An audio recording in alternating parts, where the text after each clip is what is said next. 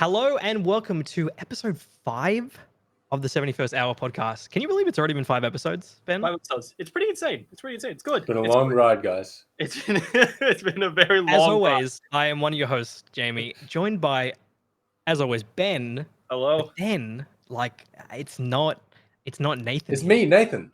It's Nathan's had a change. Yeah. He's He's changed. changed from a white man with brown hair and glasses to a different white man with brown hair and A glasses. slightly different looking white man with He brown shaved hair. I shaved the mustache, Mhm. and this is what came out. Exactly. It's better overall. Improvement, really. Better overall.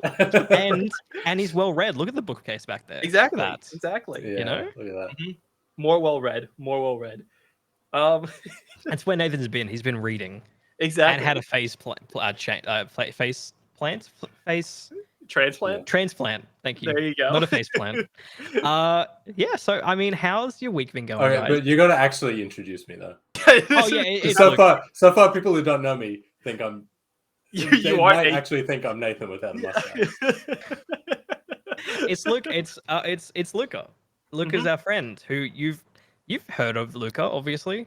He's been on my streams. He's been around. You guys know who everyone knows who Luca is. That's Everyone Luca. knows Luka. Yeah. I don't know how else to intro you as it's Luca. Like Yeah, I didn't. I mean, I'm gonna be honest. I didn't That's really pretty accurate. think Yeah. of like. Yeah, I mean, I always introduce him as I. It's backwards. Ben, and then Luca, and then Yep. me, Jamie. Yep. Yeah. So Ben, how's your week been? You know, Tiring. To straight up. tiring. I am It's- exhausted. Yeah, I am it's exhausted. been a long week for me too. But you know what? Luca, how's your week been? You know, I didn't ask you. It's been good. I'm wrapping up my current freelancer gigs before I Hell start yeah. a full-time job next week. Very Fuck good. yeah. Very good. Full Exciting. time. Yeah. Is it 5 days in the office or some work from home stuff? 5 days in the office. Ooh, good. But hey, Fun. at least you'll get like that group, you know, the team dynamic going. Yeah, off the exactly. bat. There's That's an a good editor thing. room with other editors, and they have editor banter and all that. So that's fun. Oh, God, I that's can't. nice. I'm interested in what editor banter even is. Yeah. I was gonna say. I'm very excited Mostly to do discussing whether or not crossfades are cool. that. and Oh well, I joking can about tell you how- already. Crossfades are fucking cool, dude. bitching about Adobe. Yeah. That's the bulk of it. Fucking Adobe. Yeah. So obviously, you know, it's a new week. This week has been kind of light on news. I would say there hasn't been a lot happening. There's been some new games. Actually, there hasn't really been any new games out, to be honest, that I can think of. So I thought it would be cool to talk about some indie games that are coming this year. Sort of the underappreciated, actual hidden gems, you know, that people kind of miss, they don't see, they don't keep track of. So I made a list of 20 indie games. a lot. Now, Of it is a lot of indie games, and actually, I omitted some because I was like, we're gonna be here all night Yes. if I include every indie game, obviously. Mhm. But I wanted to get kind of like a wide berth variety. I'll just say wide variety of games. Mhm. And so Wide berth. Yeah, interesting Wide choice of berth. words. yeah, not wide. Wide Wide berth. berth is when Breadth you give is, something. what, When is you that give, what you meant to well, say? when you give something a wide berth, it's like you're giving it space. Hmm. You give I know something where a Jamie's wide going berth. with Like that. if you're parking, you're like, I need to give that light post a wide berth. I do know where you're going with that. It just That's sounds that very is a weird ter- this I- concept. I don't I'm know gonna- if you're getting that word right. I'm going to be honest. wide berth. I am This is off the derailing. start. I am derailing the entire podcast. Okay, so it's berth, BERTH. Mhm. A considerable or comfortable distance from a person or object, especially for safety or deliberate avoidance. So, you know, you learn something new every day. Wide berth, but not like Not birth. but birth. childbirth. Yeah. It's Wide birth. berth. But there you go. Yeah, so I got a bunch of different games from all walks of life, and we're gonna go over them. Mhm. Now, here's the thing: I did break them down sort of by release date, although they're not really in ordered that way. Mhm. But where do we want to start? You know, do we want to start from the top, or do we want to go Honestly. random order? No. Do I want to give Ben Let's go by release date. By release date. by release date? That's not even in that order. Oh, wait. No, okay, we'll just go in the order that I put them in. Otherwise, Okay. Ben is going Which to is die. also random order. which is So, So our options are I random will or say random. it's not completely random order because I started writing this list by games that I've already played demos for because I could Okay. talk about them. okay. then so it's not random. But then the problem was I played a bunch of demos that I thought were really bad. And so I didn't want to include those games because I was just going to shit all over them. So I was like, shit all okay. over a bunch of indie games. Yeah, exactly. So I was like, okay, I'll put the indie games on here that I thought were good that I played, but also some that I obviously haven't played yet because there were no demos for them. So let's start with Dark and Darker. You Here's know, a good one to start with. it is the first one on the list, so maybe we It is should the start with first that one. Probably the best one. Well, I mean, I don't know if I'd say the best one. Oh, the best one to start with, at least. But yeah. So okay, here's the thing. Here's how they explain what Dark and Darker is before I explain what it is. Dark and Darker is an unforgiving hardcore fantasy FPS dungeon PvP VE adventure. Band together with your friends and use your courage, wits, and cunning to uncover mythical treasures. I can't fucking read. Defeat gruesome monsters, while staying one step ahead of the other devious treasure hunters. And this one's also targeting an early access release of Q4 of this year, 2023. Okay. So I don't think so. Ben, you haven't played this game, No, I have not. even though played you it said yet. you would. You fucking liar. But that's Yeah. fine. Mhm. Luca also hasn't played this game because Nope. I didn't reply to you and say yes, I'd be down to play on Sunday, and that's my bad. That's totally my fault, and also, I mean, Shadow's fault to a lesser extent because he also didn't say yeah, I'd be down to play. So also fuck Shadow. He'll see this. So yeah, I'll talk about what I thought of it. I played about 2 hours on Friday night last week, so a week ago. With Shadow, we played. So it's usually a 3-man party, but we just played with 2 of us. And this game is very much like, obviously it doesn't say it in the description, but it's very Tarkov-esque. Yeah. And so Luca, I guess you haven't played Tarkov, so you don't know what Tarkov-esque even really means. But it sort of means like you have an inventory of items that you start with.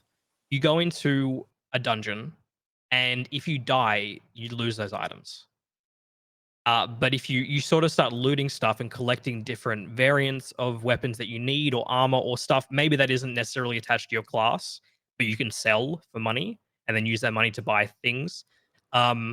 And the way it works in Tarkov is you sort of have like quests that you're completing, like go here with this key, unlock this door, and grab the item and extract with it.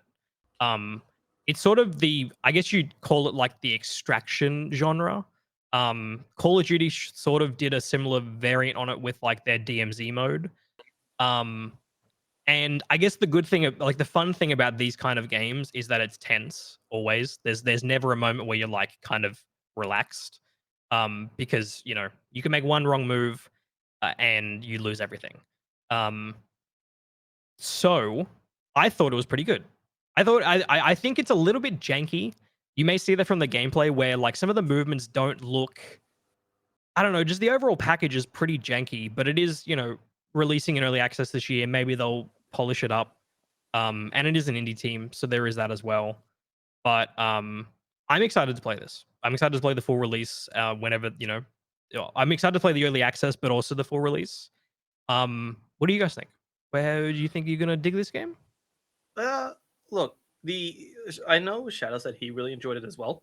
The thing about it for me is that it's depending if it leads towards more like Tarkov in realism or like Hunt Showdown. You know what I mean? In realism, where it's Yeah. either you stub your toe and now you have to put a cast on your leg, or you have very basic med equipment and how that works. I don't like the ultra realism of Tarkov. I know that's like some people's dig, and a lot of people really enjoy that, but I don't. So if this is more on the unrealistic side in the sense of like how med works and like it's not as complicated in that sense, I think I'll enjoy this game a lot more. Like that's the thing.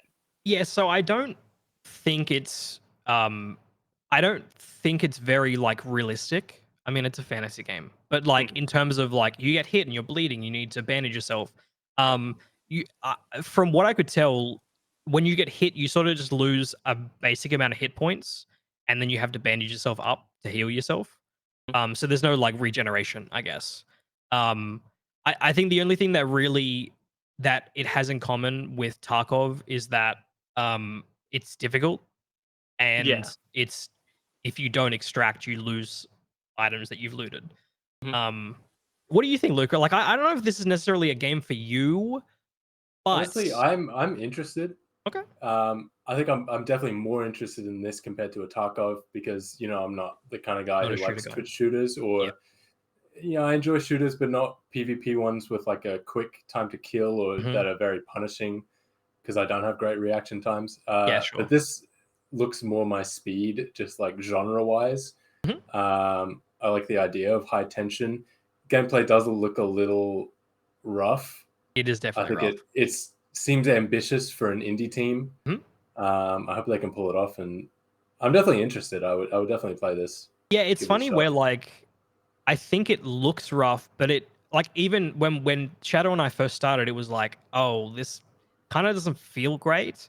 But as we kept playing, it sort of I think it kind of forces you to be precise. Like it doesn't look Mm, like you can be precise with your movements or with your sword swings. Um, but you really can be. Like it sort of has a lot of tactics from like the Chivalry series right. where Mhm. you'll have like you can do your how did there was someone in my chat explaining it, like some of the strategies that I hadn't learned from Chivalry, but the idea that you can, if you swipe your mouse at the same time as swinging the sword, you can connect quicker than if you just wait. You know what I mean? Like Oh, because your yeah. mouse is following the sword swing, the blade is hitting the target quicker than Yeah. the sword swing's finishing. Mhm. So there are Mhm. some like strategies to kind of use and to master. Like I think it's sort of like an easy to learn um but hard to master kind of situation. Mm. Mm, And I had a lot of fun with it. I really did. Like I think you're totally right where it does look kind of rough. Um, I think there's maybe there needs to be more variety, which I'm sure that's something that they're thinking about. Like at the moment, I think in the beta there were two sort of dungeons, and there was and there was a third dungeon where to get access you had to give 100 gold to get in. It was called like the High Roller Dungeon, which I think is also a really cool concept. Like Yeah. it's sort of similar in Tarkov where there was like the lab key, and if you have Mhm. that key and you need that key to get into a certain zone, and it brings the tension up even more. So there's a similar thing in this game where you have these high roller dungeons that have sort of unique enemies and unique bosses to fight. And during the beta, they had like a leaderboard where people could like see how they're faring in the high roller dungeons compared to other people, which I think is cool. I'm not sure if that's necessarily going to continue on into the main game, just because I feel like if they have a leaderboard that never resets, then people will just like you'll never get on the leaderboard. You know what I mean? I feel like I Um, always liked the idea of leaderboards. I've always liked that idea, and I think that's always a nice thing to have in the background is leaderboards. yes. It's always nice because then that's something for people to like grind for. That is not something that the company or the developers really have to worry about. That is a very player driven thing. Yeah, it's sort of like player driven progression, right? Yeah, Like exactly. where it's not necessarily something that the developers aren't telling you, hey, you need to get to this spot on the leaderboard to progress, to get an item or whatever. Mhm. They might even do that. That might be like, top 1,000 players or top 10,000 players get something to use in the game. I'm not sure.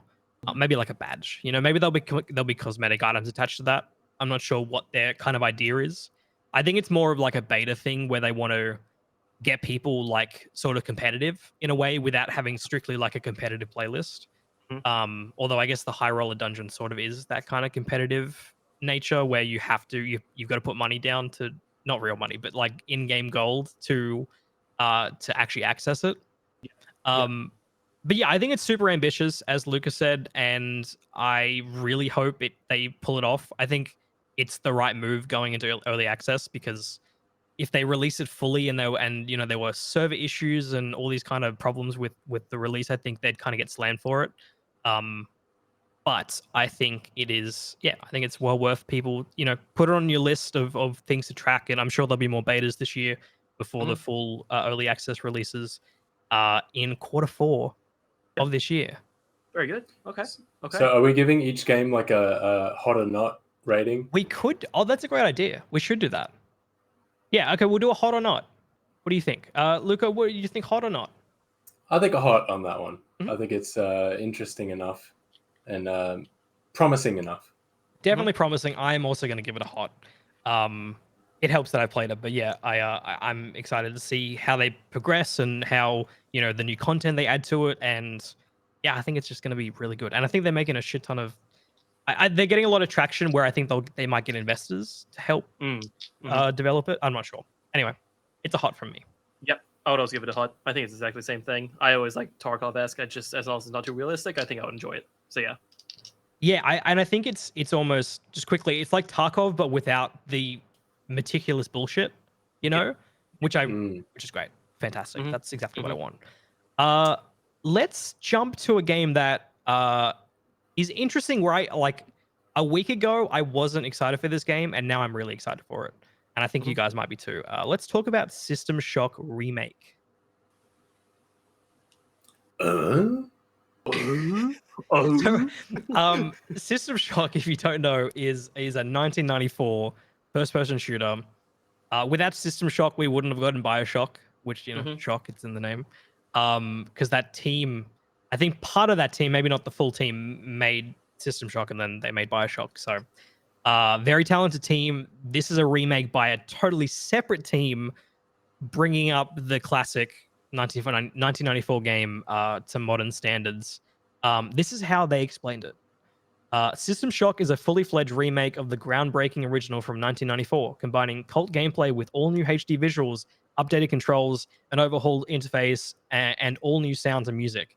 It even has the original voice actor of Shodan, one of gaming's most iconic villains. Okay. Well, I don't know about that. Yep. Witness the rebirth of one of the greatest and most influential games ever created. This is releasing in March of this year, so next month. Oh, okay. I think quickly before I give my thoughts, what do you guys think of this game? Just looking at it, just visually, I actually remember this game. I think I watched a video. I watched a person play or some shit. I was gonna say there have been a lot of demos for it. Basically, every Next Fest there's been demos. Yeah, I think I remember that. If I remember, I thought it looks good. So, by the look of it right here, it looks cool. It looks cool, right? Like, well, obviously, right now we're looking at a bathroom, but yeah.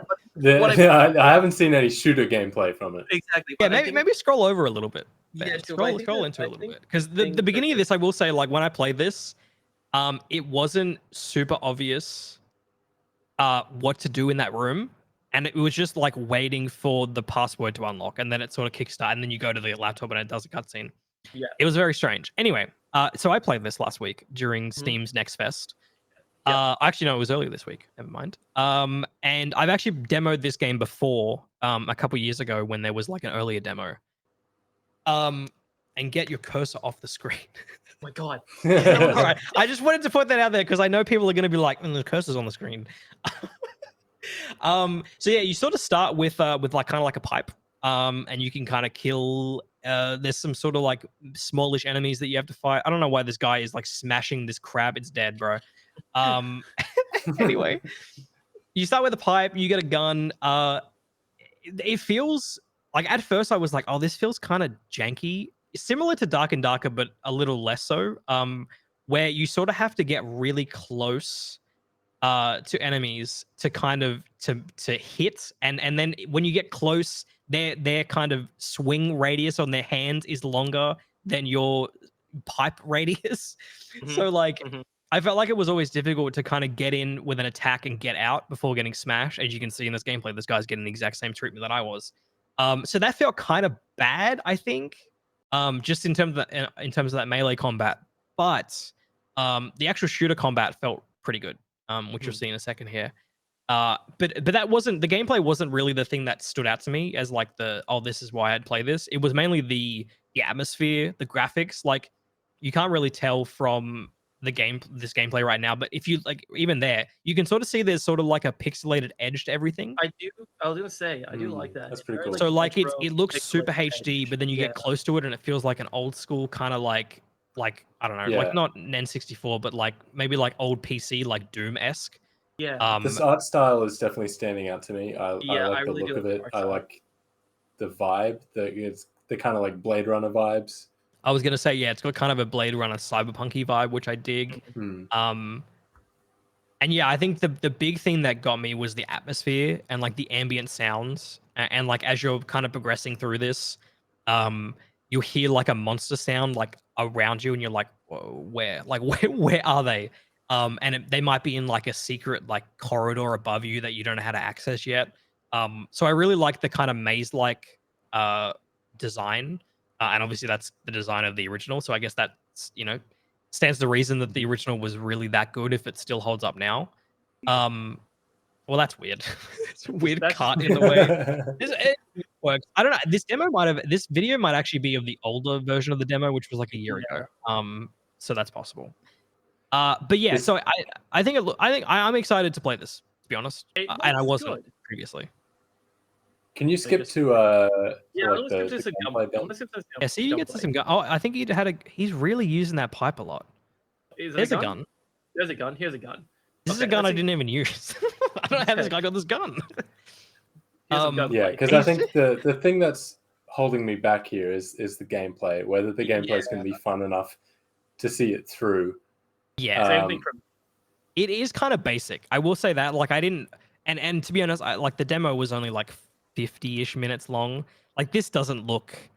It's kind of satisfying when you get a headshot. I will say that. But it's not. Yeah, it wasn't the thing that I kind of, when I finished the demo, I wasn't like, oh wow, I really felt like that gameplay like was keeping me invested, sort of. yeah. And that's because it is just kind of replicating what the gameplay was from the original.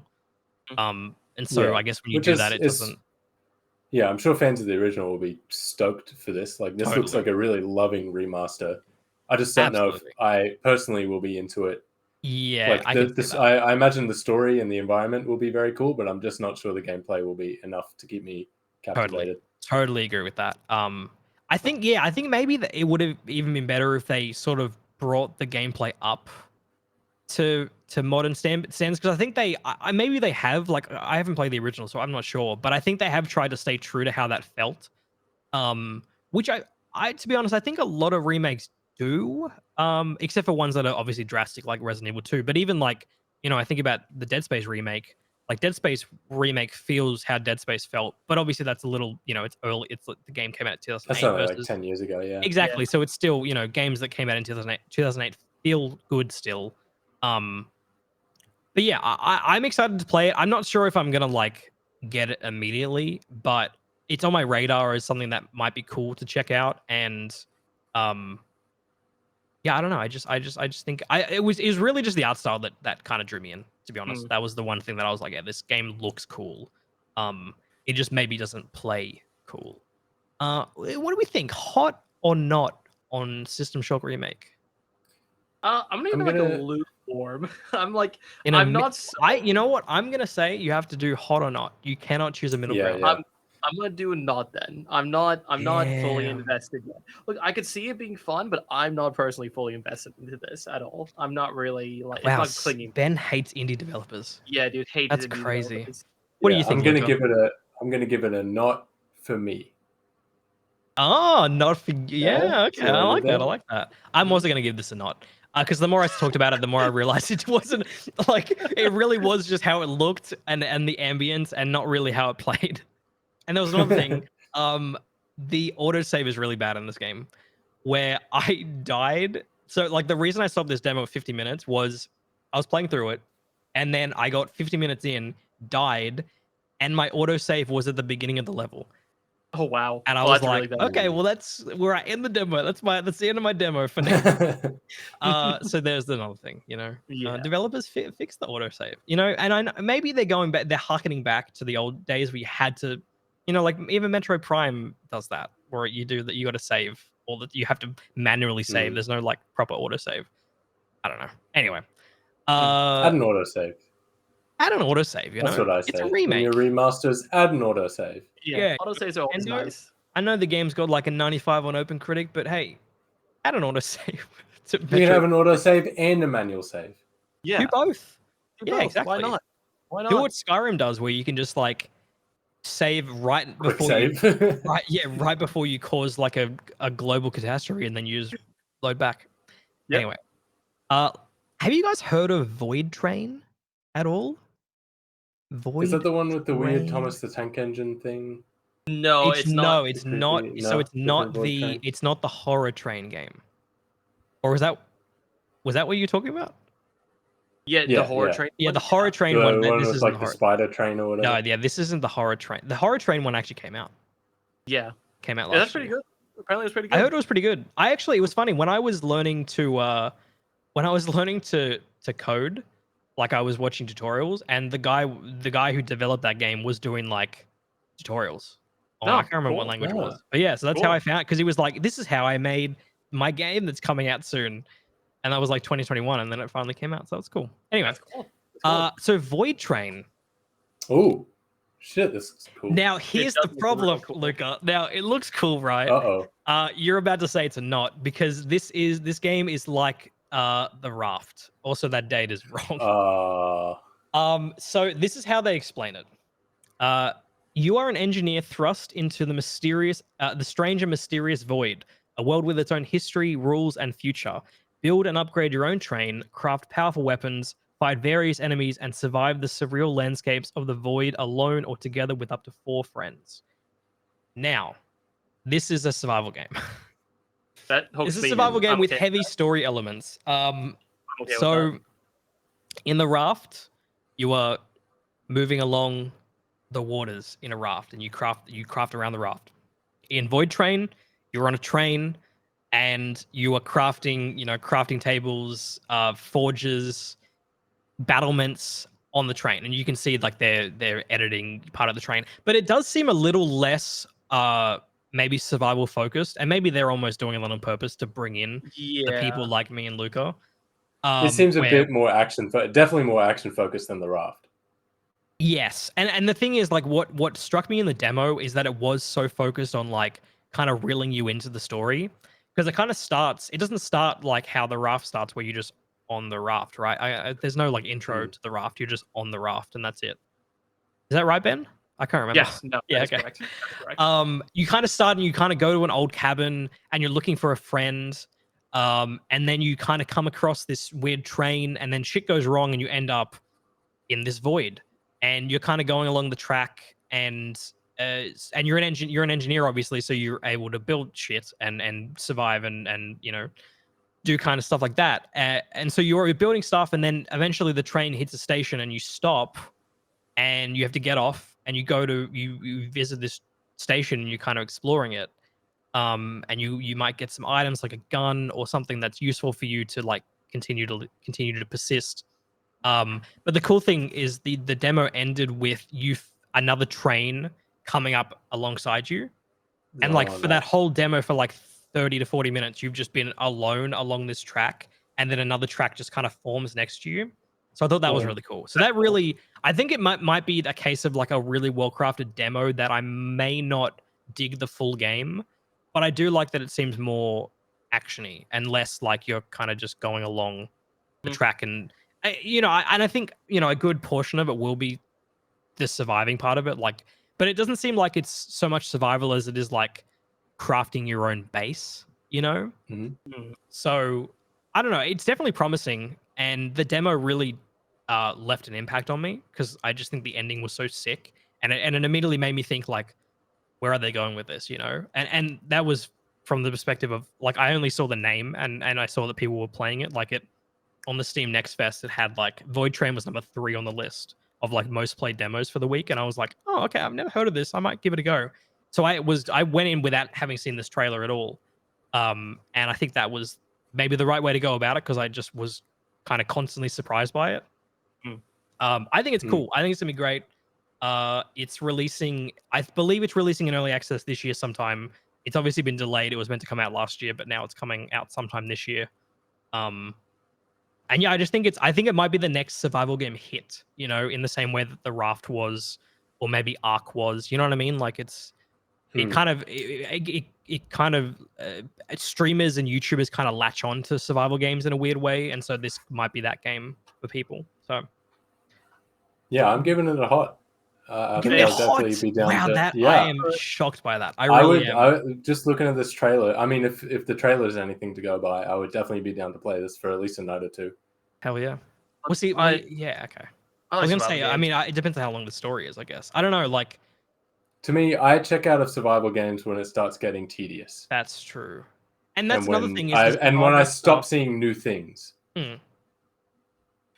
Uh, I was gonna say like the survival stuff in the demo didn't seem tedious. Like it was like to make an iron ingot, just get 2 pieces of scrap metal.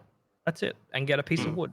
It's like okay, let's keep that. Like I'm sort of worried that that might be kind of how it is, you know, like how it is in the demo, but then in the main game it'd be like, okay, get 10 pieces of scrap per iron ingot, and it's like, okay, this is grindy, and it's like, I know you want me to keep surviving and keep playing it, but it's too much.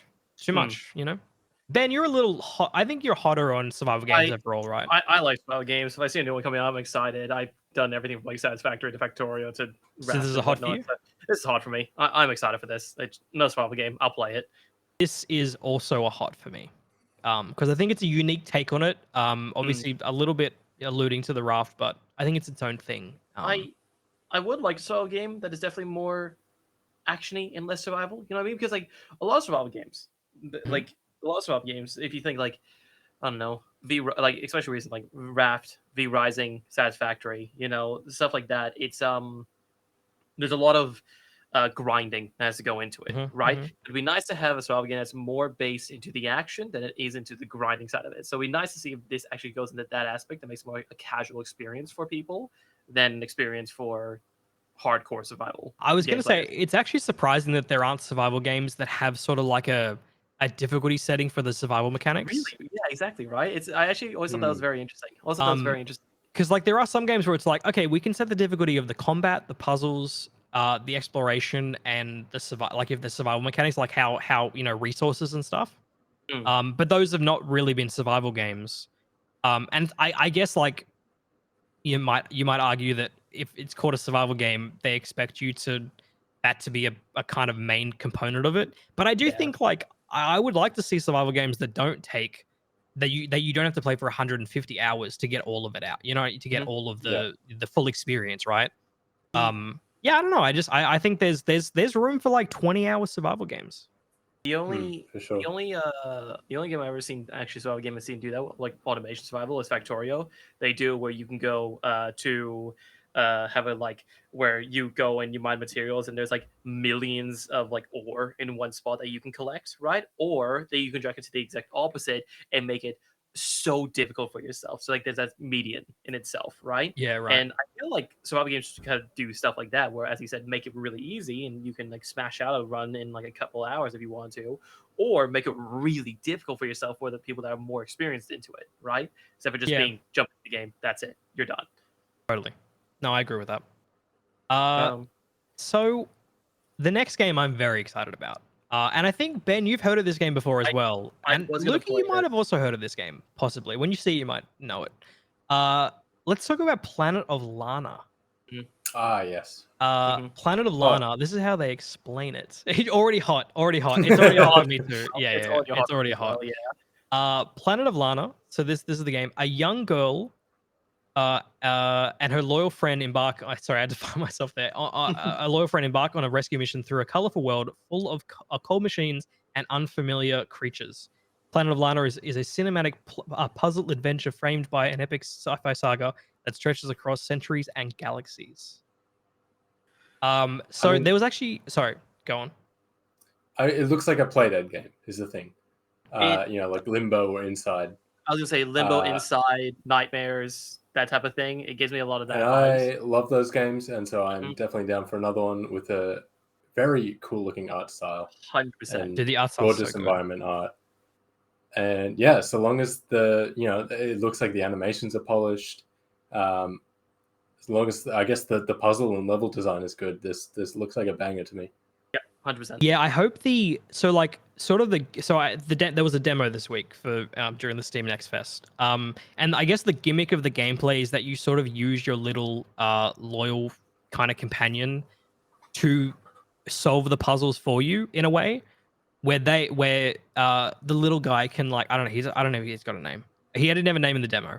The little dude can like cut ropes that can give you platforms that you can jump on, or he can like distract an enemy so you can hide in the grass to get away from them.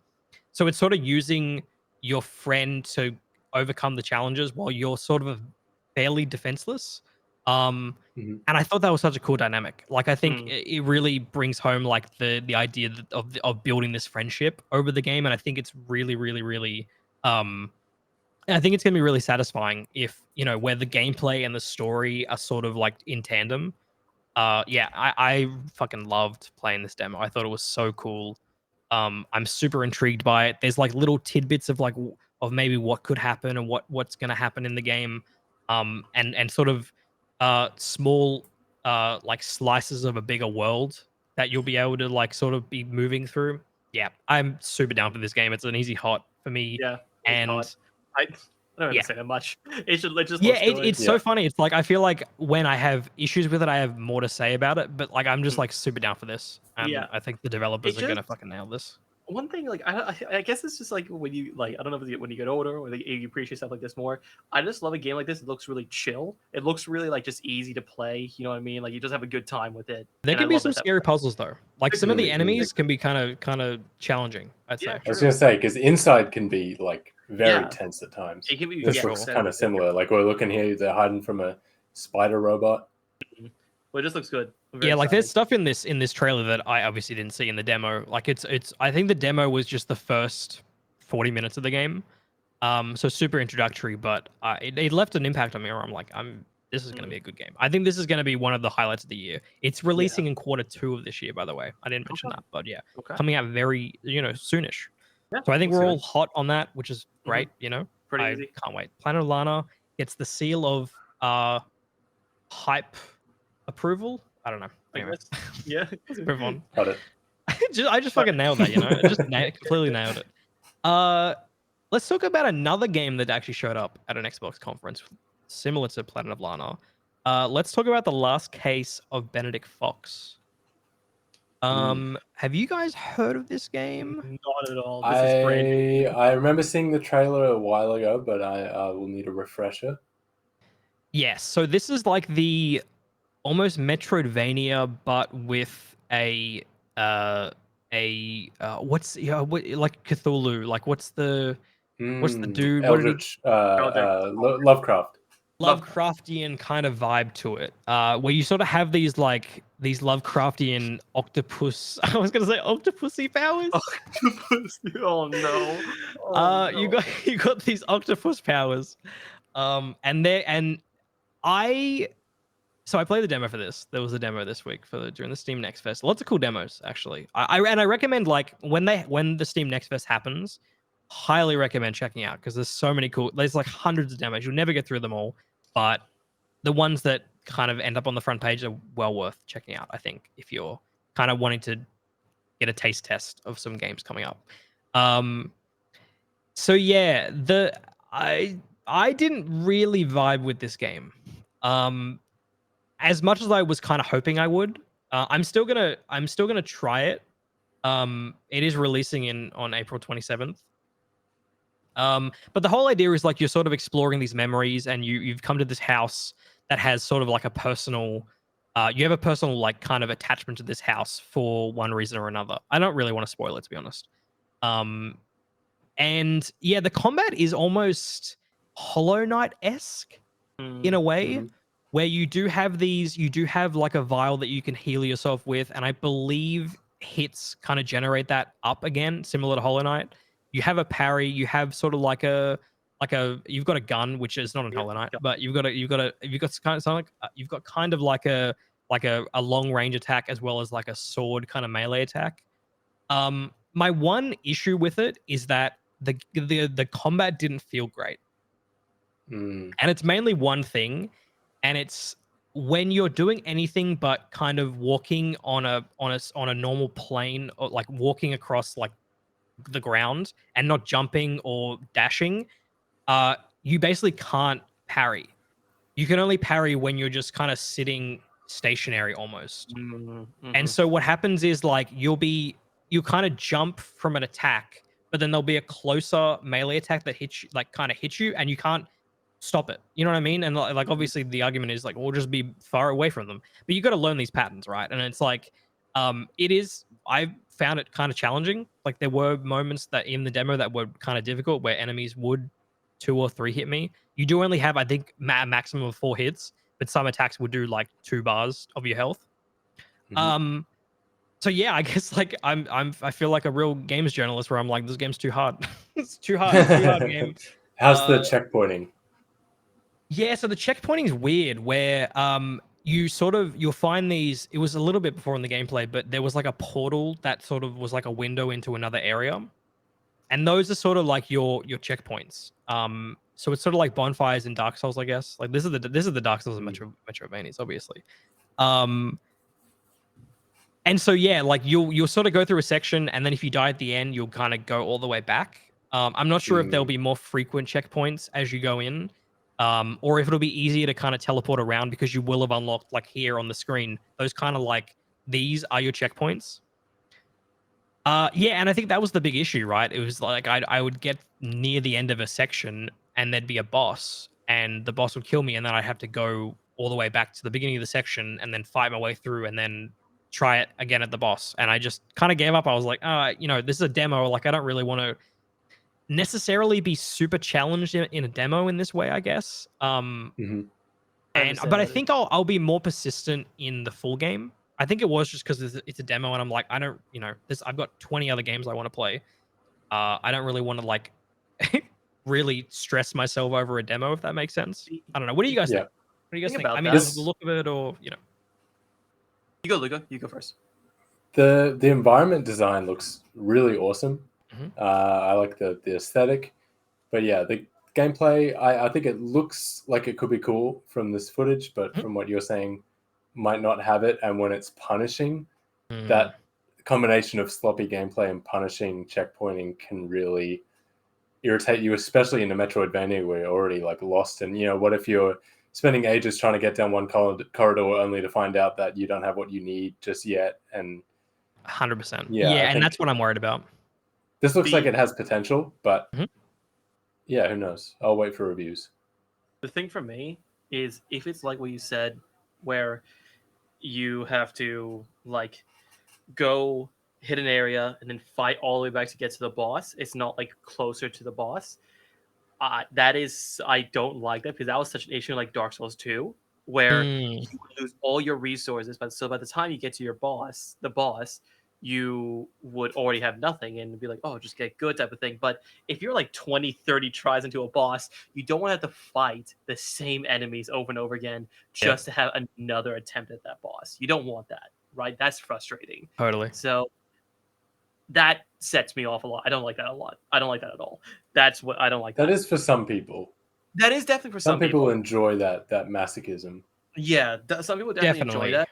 But that was a big issue for me in like Dark Souls 2, for example, and I just it's gave me PTSD ever since. I hate it. I hate it so much. Yeah, I just think and it might be a case of where you sort of unlock shortcuts that make it easier to traverse, so you won't like run into issues where you do have like a boss that's your checkpoint's far away from a boss. Yeah, I don't know. I think maybe my expectations was kind of too high on this, and that may have deterred me because like when I did see the trailer for this, I was like, oh, this game looks fucking awesome. I can't wait to play it. And I'm still sort of like more like tentatively excited as opposed to like it's not so much like a day one easy buy. I mean, it's on Game Pass, so I'm not buying it, but yeah, I don't know. I'm a little colder on it than I was. Yeah. But I'm not sure if I'm cold enough to say it's a not. I don't know. For me, I'm gonna say it's a not. Yeah. It could change when reviews come out, Mhm. but typically I'm really only into Metroidvanias if they're like top of the line. Yeah, that's a good point. Yeah, okay. In that case, if you're saying a not, I'll say a not. Because it seemed like I was really down on it. I feel like it would be weird to say the combat. I didn't like the combat and say it was say it's a hot. So For me, it's a not for the aspect I think it's like gonna be bad or anything like that. It's just that I don't have enough on it to say. You know what I mean? I don't have yeah, enough. that's a good I haven't point. seen enough onto it. So I think I'll just wait for reviews, wait for the gameplay, what other people say, and then I'll go off of that. Yeah, and But like if it doesn't, sorry, go on.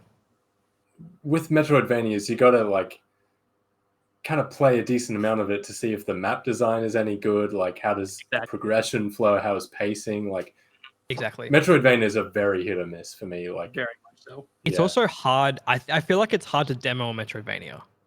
Yeah. You know, like that's a hard kind of genre to get a Definitely. full kind of grasp on. So maybe that's, I mean, that could be a reason because I did play a couple of other Metroidvanias that aren't on this list.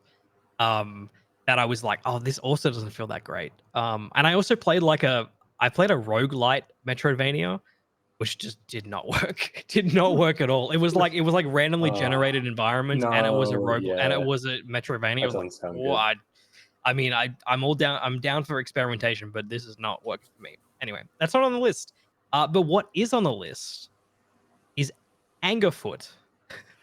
This looks weird. Dude, Oh, this one. this I one's literally- fucking so, great. let This is me- a hot already. This is a Let hot. me quickly Yeah, say yeah. this because since I have the videos on my end, I start them preemptively, and I just came into this guy kicking crocodiles and. Have you seen bomber this jacks. game before, Ben? No, that's the one I saw Oh my immediately. God, So it's what is great. this? Look, What tell is me it? about Angerfoot, since you know what it is. Oh, I just saw the trailer when it was okay. first revealed, but Okay. it looks like a fast-paced shooter game where you do a lot of kicking with your foot.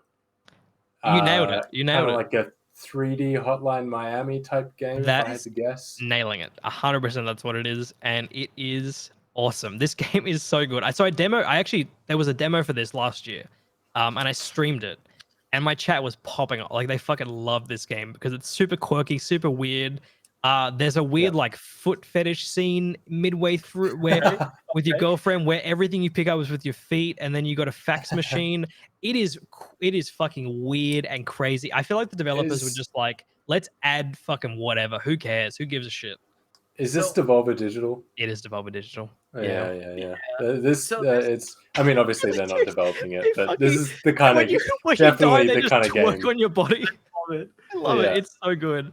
And even like in the demo, there's like you sort of have a boss fight at the end. And even the boss fight was awesome. Like I think this game is going to be super fucking fun. I mean, it already Yeah. was fun. When I played the demo, it was already fun to play. And that was already like a small slice. And it's a hot I ride. don't. This looks it's like a my game- jam. It's a hot as well. It's a game. There's a game on Game Pass. Hmm? It's about like a little banana follows you around, very similar to this. Where it, like, Oh, my follows friend you- Pedro. My friend Pedro. Mm. Thank you. Mhm. This Yep. reminds me of that like immediately, and if this is anything like that, Similar. then I will It's a love little bit. It's sort of like the same kind of humor, same kind of vibe. Yeah, I would love this game. Yeah, this is definitely hot for me as well. It just looks like a great time. Looks like a great time. Easy hot, yeah, and it felt good to play. Like that's the big thing. Like obviously, you know, it's great to have the cool kind of like quirky kind of attitude and weird foot fetish stuff. But it actually like the gunplay felt really good. So Yeah, it looks very snappy and fun. and really does. kicking never felt so good. Mhm. Let's move on to a bit of a different kind of vibe than kicking and fax machines and feeding popcorn to your girlfriend with your toes. Let's talk about Cocoon, Interesting. which, and I feel like you know. Do you know about Cocoon? I have a vague memory of this, but I don't recall it. I might recall it when I watch more gameplay of it, but So I do. This is this from some of the developers who did from Playdead? Yes, it's from I Yeah. believe the lead, Oh, one of the lead designers who worked at Playdead. I do know this. I do know this. Actually, you know what? I'll explain. Like this is how they explain Cocoon because some of the games have been easy to explain. This one's a little bit weird, so it's I think what the developers say helps. Cocoon takes you on an adventure across worlds within worlds, master world-leaping mechanics, and solve intricate puzzles to unravel a cosmic mystery, which is very intriguing. Immediately, because you don't sort of, I mean, you get the puzzles, but you don't get the sort of story, I guess, of what this game really is. And I guess the kind of gimmick, I guess, of the fact that you're going from like you're in a bigger world and then you go down and you kind of keep drilling down into smaller and big, you know, like I think that's a really cool mechanic. And if they kind of keep expanding on that, because obviously gimmicks like that can get kind of old. I think this is gonna be great. I think this is a winner Yeah. to me. Yeah, It just looks cool. I remember I Yeah, saw. Ben. I remember I saw this a little while ago, and immediately I was like, "Damn, I want to play this because this shit just looked really cool. This shit, I love. It the looks super concept. trippy, It which really I like, does. and love it's a this. unique kind of perspective. Like the way it's sort of isometric, but then it sort of moves. Yeah, there you go, lead gameplay designer. Yep. Yeah, I don't know. It just looks really kind of intricate. Is sort of the way I'm I'm- kind of feeling about explaining. I'm it. calling it. This is going to be a game of the year contender. Ooh, really? God, oh my god! Yeah, Fuck, this I has hope so. I hope potential. so. I It think really this has does. potential to be an indie masterpiece. This At least for looks me. Totally. Like the combination of like really cool, interesting puzzle design, They knew what trippy they were making cosmic there. story, really like colorful and fresh art style. Totally. I mean, yeah, this looks awesome. Yeah, Yep, I agree. yeah, easy for me This as is well. a hot really for me. like this. I really like this. Not too bad. Pretty easy. Is it a hot? Yeah, easy. Mhm. Easy hot. 3 hots. You've got it. This one, I almost guarantee you guys haven't heard of this game because I hadn't heard of this game. Let's talk about El Paso Elsewhere. Um, so I El Paso Alright. Elsewhere Okay. is so Alright. I only heard about this game when I was sort of looking at his hand is games coming out this year. Cursor on the screen. Yeah, sorry. I feel like Right, that's right. That's right. That's I'll okay. It's always a scuff podcast when Nathan's not here. So here's how they explain it. This is what this game is. Fight werewolves and vampires in a reality-shifting motel. Dive through barricades to escape the grasp of evil puppets. Destroy the villain you loved. A new third-person love letter to classic shooters. Neo-noir never looked so good. So this is clearly taking inspiration from Mad Max. With the slow motion, like the old school so not Mad I Max, mean, Max Max Payne. Max Yeah. Payne. There you go. With the slow mo kind of dual wielding pistols, Or the Matrix with the trench coat. or the Matrix with the trench coat. And it's sort of got that kind of like that old school art style that Max Payne had. But you're fighting instead of fighting like drug cartels or crime lords, you're fighting werewolves and vampires in a motel, and you kind of keep going down different levels. And I think this game looks rad. I think it looks really cool. I guess it really depends on how it plays. That's the big thing.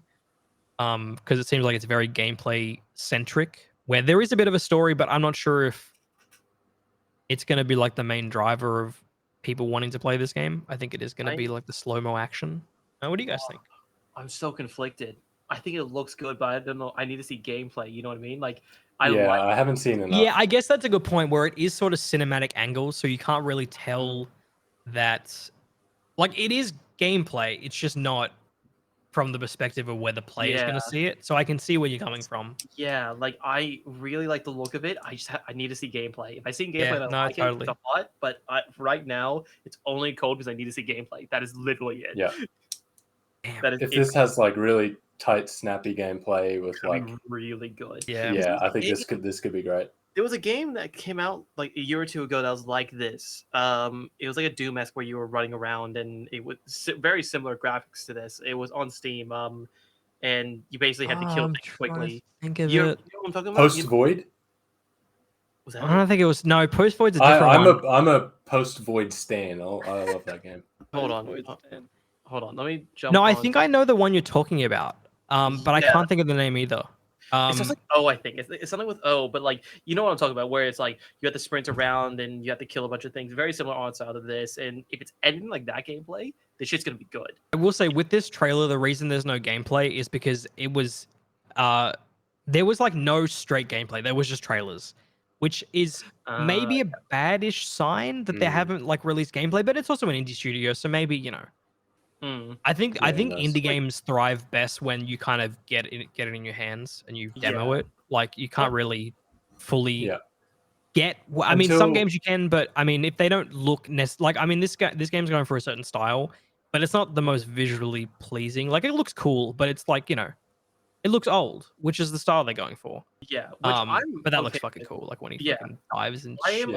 okay with the art style being the way it is because I do like this art style, especially if the gameplay works with it. I think it can work really well. Yeah, but totally. Just needs the gameplay. I just need the gameplay. All we need. Yeah, it just has to feel good. Like that's the big thing. If it feels good and sort of like the way you do slow motion, if it's on I assume it's on command. It's not like I'm assuming it's like Max Payne where you can kind of do it whenever you want to. I'm gonna give this one a hot personally. I think this is gonna be a hot. I'm gonna give it a not for now. Same. Not until I see gameplay. Then I'll not, but could sway to a hot. Yes, as long if I see gameplay and I like it, I'll probably go to a hot. Otherwise, to not That's right fair now. enough. That's totally fair. Well, you will see gameplay in the next game on our list. Mhm. And this one I think is it's flown under my radar totally. I don't know where they announced this. But let's talk about Mina the Hollower, which is by Oh. the Shovel Knight developers. Mhm. This is how they explain it. Take control of Mina, a renowned hollower hurtled into a desperate mission to rescue a cursed island, whip foes, burrow through the ground, and explore a pixel-perfect world in Mina the Hollower, a brand new game from the developers who brought you Shovel Knight. This is releasing in December of this year. And the only reason it's got a weird December 2023 date is because that's what the estimated date on the Kickstarter is. That's the only date I was able to find. So yeah, this game was a Kickstarter game, which I don't know Wow. how I didn't hear about this.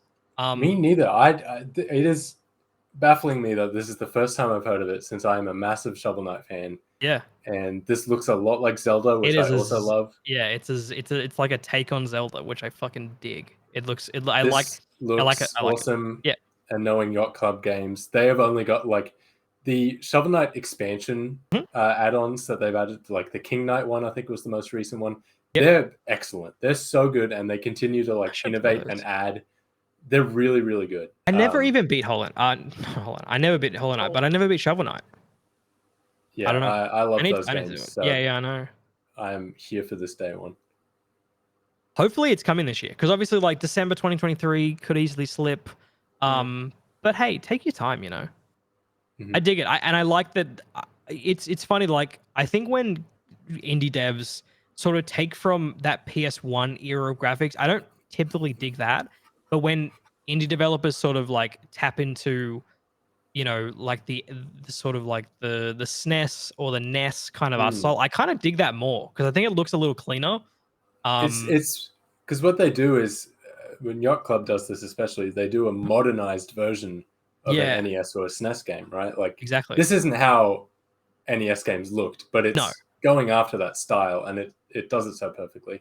And it's also how people remember it looking. You know, like that's like it's almost like they're tapping into the memories of how people sort of saw the games, but actually like bringing it to modern standards where the gameplay isn't gonna Mhm. feel dated. You know, it's gonna feel really really modern, and there's gonna be Yeah. plenty of like modern additions. You know, I'm sure there'll be plenty of upgrades, plenty of different things to collect and see and do. Yeah, no, I think this Basically, game's gonna be great. yeah. So look at what an NES or SNES game could be if they were still making them today. Yeah, no, that's a good way of putting it. 100%. Totally. This is a hot for me. Actually, Ben, Yeah, definitely. you haven't talked about what do you think of this game? I haven't really said too much. It's an easy hot for me. I really have nothing to say. You guys It's an easy hot for you. There you go. It's. I thought you were about to say it's an easy not for me. No, Like, no. like Come Jesus. on, let's get some conflict going on this podcast. Yeah. Look, Go one- against the stream. one thing that I have is kind of like a weird opinion, but this type of art style, this type of kind of gameplay, Mhm. I feel like this is kind of ageless in a sense. You know what I mean? Totally. I feel like Mhm. if you see this shit 20 years from now, it will still look unique, even if we have ultra realistic graphics. This will always still look good 20 years from now. You know what I mean? Totally. Like I think it's when you have ultra realistic graphics, it sort of degrades quicker because Yeah. then you get Yeah. something comes out that is ultra realistic that looks better, and then you're like, oh, that doesn't look as good. Mhm. Like it was funny, like when I replayed The Last of Us Part 2 last year, even I was like, oh, this is like some of these textures you can kind of see it's kind of lower res than what you get these days on next gen or on current gen. And it's funny, like when I played The Last of Us 2 the first time, I was like, oh, this game looks flawless. And then you play it like a year or two later, and it's like, oh, like no, it's But- there was some you can sort of see the seams a little bit sometimes. Whereas with older games, like this is just like another game replicating or trying to call back to the NES style will not look necessarily better than this. You know what I mean? It'll just be continuing that legacy. Yeah, Right. and that's the thing. That's what I like about it is that it is a certain. Oh, that Jesus Christ! That certain type of art style is nice, and I really like it because this stuff can be replicated very easily. It can work through very easily, and you can kind of just. I don't know if it's easy. I don't know if it's easy. No, no, to- Yeah, yeah. no. When I I know say what that, you mean. Like it's Compared to it- AAA Sure. development. it is easier to do this than to do something like God of War Ragnarok. You know what I mean? sure. Oh, Yeah, there's a yeah. lot. Yeah, I mean, but That's the budget is definitely the main That- driver. or that's even right. or even an indie realistic art style, maybe. Although Sure. no, pixel art takes a while. I'm not qualified to talk okay. about this, and I'm going It to. depends. I guess it depends. Like if because I know there's some like when indie devs do sort of ultra realistic, a lot of the assets they're grabbing are from like an Unreal Engine marketplace, Yeah. and so they're sort of just not. I mean, they're tweaking them, but they are they're sort of starting with a base. Whereas with pixel Yeah. art, like it's all from Yeah, scratch. that's a lot of Whenever I work. say stuff like this stuff is easy, I could don't. never Yeah, I do don't. this. I know you Yeah, don't yeah. mean literally. This is easy. I could Anyone do can this do this. tonight, Fuck you. but Like I this is one of my favorite art styles because it is just it will timeless. always look good. It will always look good, and that's what I love about it. It's one of my favorite art styles. So yeah, this is like this. It's and the like games- nostalgic and new all at once. Exactly right, and this Yeah. all this type of stuff. It's easy for me. It's an easy hot. Like I don't really have much to say. It's just immediately I was like, damn, I really want Hot, to play this. and I hope it comes this year. But if it doesn't, Yes. it is what it is. That's okay. Well, this game is coming this year, This looks 100%. good. This looks good. Okay. Let's talk about Sea of Stars, Oh, okay. This looks really good. Okay. bro. This is probably my This- except for one game, maybe two other games. This is my most anticipated indie game this year. I Really? cannot wait. This Yeah, looks and I a know this is not Turn-based my kind of. RPG. This is I know. I would not pick you for this. kind of And you game. know why? Because this is made by the developers who did The Messenger, and I fucking Oh, loved The Ah. Messenger. Okay. And I'm not Yeah. into like Ninja Gaiden side-scrolling 2D kind of games, but they made me love that genre or that kind of game, and I think they're gonna make me love this kind of genre too. I think this game is gonna be. This is an easy hot for me just because of the caliber of the developers, and I just think like the pixel art looks fucking. Are you kidding me Yeah, with this it art? It looks so looks- good, man. It's really good. Like super fucking good. Nice. Yeah, I'm super stoked for this game. I have to play the demo. It's on Switch now. I need to definitely play the demo for this. But it's coming August 29th. So it's sort of almost like right around the corner. And I like look at this, man. Like look at the luminance, man. The thing for Looks me, great. What do you it's think, always Ben? a plus is if it's on Switch, that's always a plus for me. I talked about this like last week True. with Breath of the Wild. Hope it like- runs well. Whenever something is on the Switch, right? And if it runs well on the Switch and it does well, always a plus for me because you can just take it anywhere. I love that. This would right? be the perfect on the go game. Oh sure. yeah. And this is easy hard for me. It just looks good. Gameplay looks good. I love turn based. This shit, right up my alley. I love it. I love it. What do you think, Luca? Because you're into turn-based RPGs sometimes. I am less these days than I Mhm. was when I was like first playing a lot of retro games. Right. But this, obviously the art style is incredible. This looks gorgeous, and I think, knowing that it's by the devs who made The Messenger, that The Messenger had really good pacing, and it Mhm. like constantly switched things up on you, Yeah. which Oh, I think God. would be The really twist, cool. the And mid it also had really good writing Yeah. No, um, I agree. Yeah. for a platformer at least. So Mm-hmm. I'm excited to see what they bring to a full RPG. It's a hot. This is so exciting, dude. I'm like giddy thinking about this game. Like I can't wait. Cannot wait. I Sea of love Stars, 3 hots. I love how when we have games where like iffy on, it's a much longer conversation. Well, yeah, because it's like We're there's a excited little more. about. There's a little more nuance to the conversation as opposed to just like, fuck yeah, this looks fucking great. Can't wait. Yeah. Love the Yeah. art style, love the gameplay, love the developer caliber. Can't fucking wait. Let's go. Let's talk about another game that I had not heard of until yesterday when I did this list. Let's talk about She Dreams Elsewhere. This is one of those games that who knows if this game comes out this year? Because this trailer, I'm pretty sure ends with a 2019 date. So Oh, it has been in development a long time, but I think it's one of those games where it's a very, very, very small development team. And this kind of gives me sort of like This Omori I was gonna say / Omori. Undertale vibes a Mm. little It bit. gives me very much Amori vibes. Like Yeah. Like the darkness of like Omori, but with I believe the gameplay is a little Undertale-esque. Okay. from the little bits of gameplay I saw, So- and it immediately looked cool to me, and I was like, well, we've got to put this on this list. So what is this like a psychological So horror? this is how they explain it. Mhm. She Dreams Elsewhere is a surreal adventure RPG where you must traverse an ethereal dreamscape, confront your inner nightmares, and escape from a never-ending coma. And I put here releasing in 2023 ... maybe because That's you know. sounds intriguing. That sounds good. Yeah. Right.